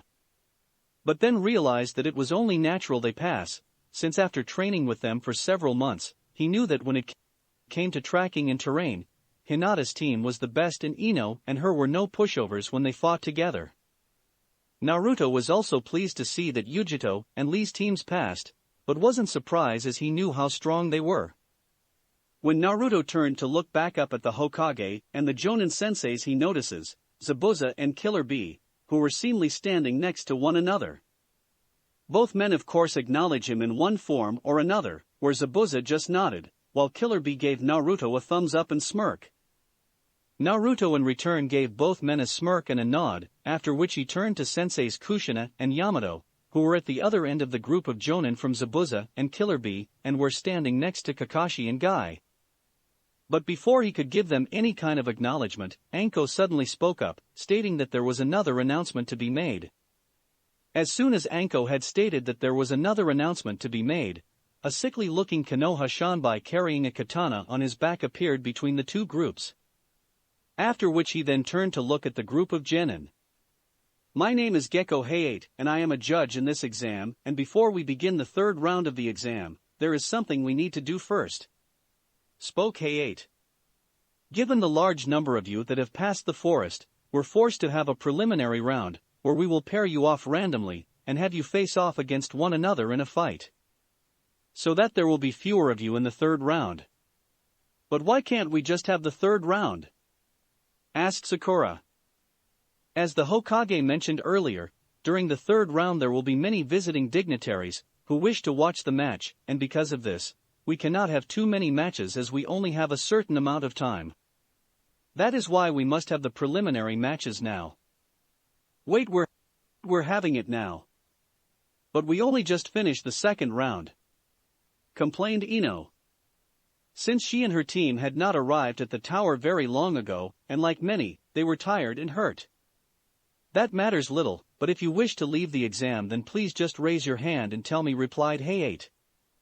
At this Sakura became concerned about Naruto and Sasuke, and was about to raise her hand and mention the curse mark to the Hokage and the others.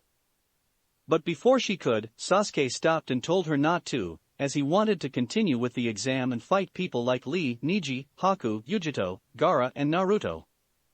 At the same time, Anko narrowed her eyes and turned to the Hokage. Hokage-sama, if I may, I suggest that we remove both Uchiha Sasuke and Senju Naruto from the exam and isolate them with ANBU guards. Neither boys are the type that'll listen to you easily. Anko Kakashi spoke with his traditional eye as he walked forward. Since they are the heirs of the founders of Konoha, don't you agree, Kushina-senpai? Where he turned to Kushina. Unfortunately, I do, replied Kushina with an unusually serious look on her face. To hell with what they want, I'll make them quit, even if I have to force them to, Anko retorted angrily, where she touched her curse seal again. The curse seal reacts when either of them try to summon or mold their chakra, and it will extract power from them. It's nothing short of a miracle that both of them survived it, since a normal person would be dead from it. At this, the Sandame thought deeply about what to do. After a few minutes the Sandame puffed out a smoke and spoke. Even though I am greatly concerned of what happened with both Sasuke and Naruto, and what Orochimaru said, we'll let both of them go on and just observe them for now. But Hokage-sama, objected Anko, but before she could fully interrupt the Hokage, he continued on. However, should the curse seal on the boys activate and they both go out of control, we'll intervene and stop them.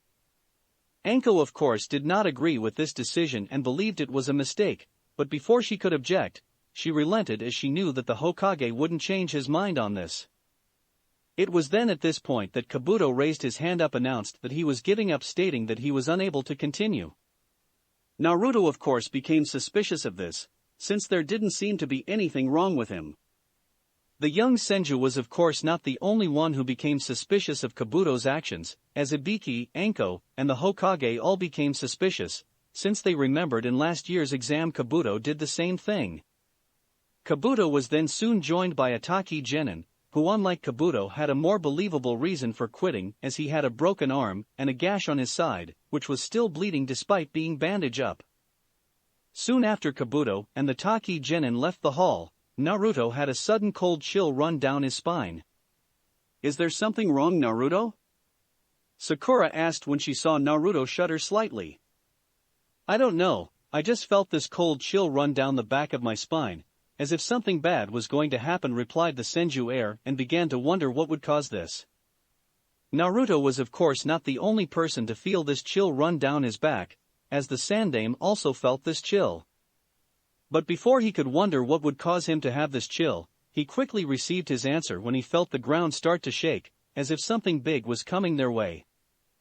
Soon enough everyone began to feel the ground shaking a little, where many were starting to wonder what was causing it. It was not long after this that they began hear people shouting, along with large bangs and crashes. "Wait! You can't go in there, Gaga!" cried one person, but screamed out in pain before they could finish. "Please wait. The Hokage is giving his speech to the Genin finalist ANAAAHHHHH," cried another person before they were sent screaming and crashing into what sounded like the wall. "Just hold on, ASEC, GGYYAAAHHH," shouted yet another person, before being once again interrupted and screaming at the top of their, followed by a large bang. After hearing all these screams and destructive noises, many of the Genin was starting to get scared, while the Jonin started to worry, fearing they were being attacked. The Sandame, though, already knew who was coming, although it did not lessen his worry, in fact it only grew, where he was starting to have flashbacks to the events at the Hokage mansion 13 years ago. "What's going on? Are we under attack?" cried Kiba. "Sort of," replied Naruto with a sigh, as like the Sandame he'd immediately realized who was causing all the mayhem. "What do you mean by that, Senju-san? Do you know who was causing all this?" asked Shino, since like everyone else he was concerned at what was happening. "I'm afraid so," Naruto answered with another sigh. "Who is it? Is it an enemy ninja?" asked the frightened Ino. "No, something much worse than any enemy ninja," Naruto answered. "Then who is it?" asked Sakura, as she became more and more worried. "It's my..." Naruto spoke, but before he could finish a massive crashing sound was heard, where the double steel doors that allowed entrance into the hall were blown open and nearly off their hinges. When everyone turned to look at the perpetrator, they saw that the person was a tall, beautiful, short, blonde-haired woman, with two large mounds on her chest and furious look on her face. Kaa-chan. Sarutobi-sensei, where is my son? Roared the angry Senju mother. That's it for this reading. Hit like and subscribe for a free ticket pass going to the different worlds of anime fanfictions. Looking forward to having you on board again.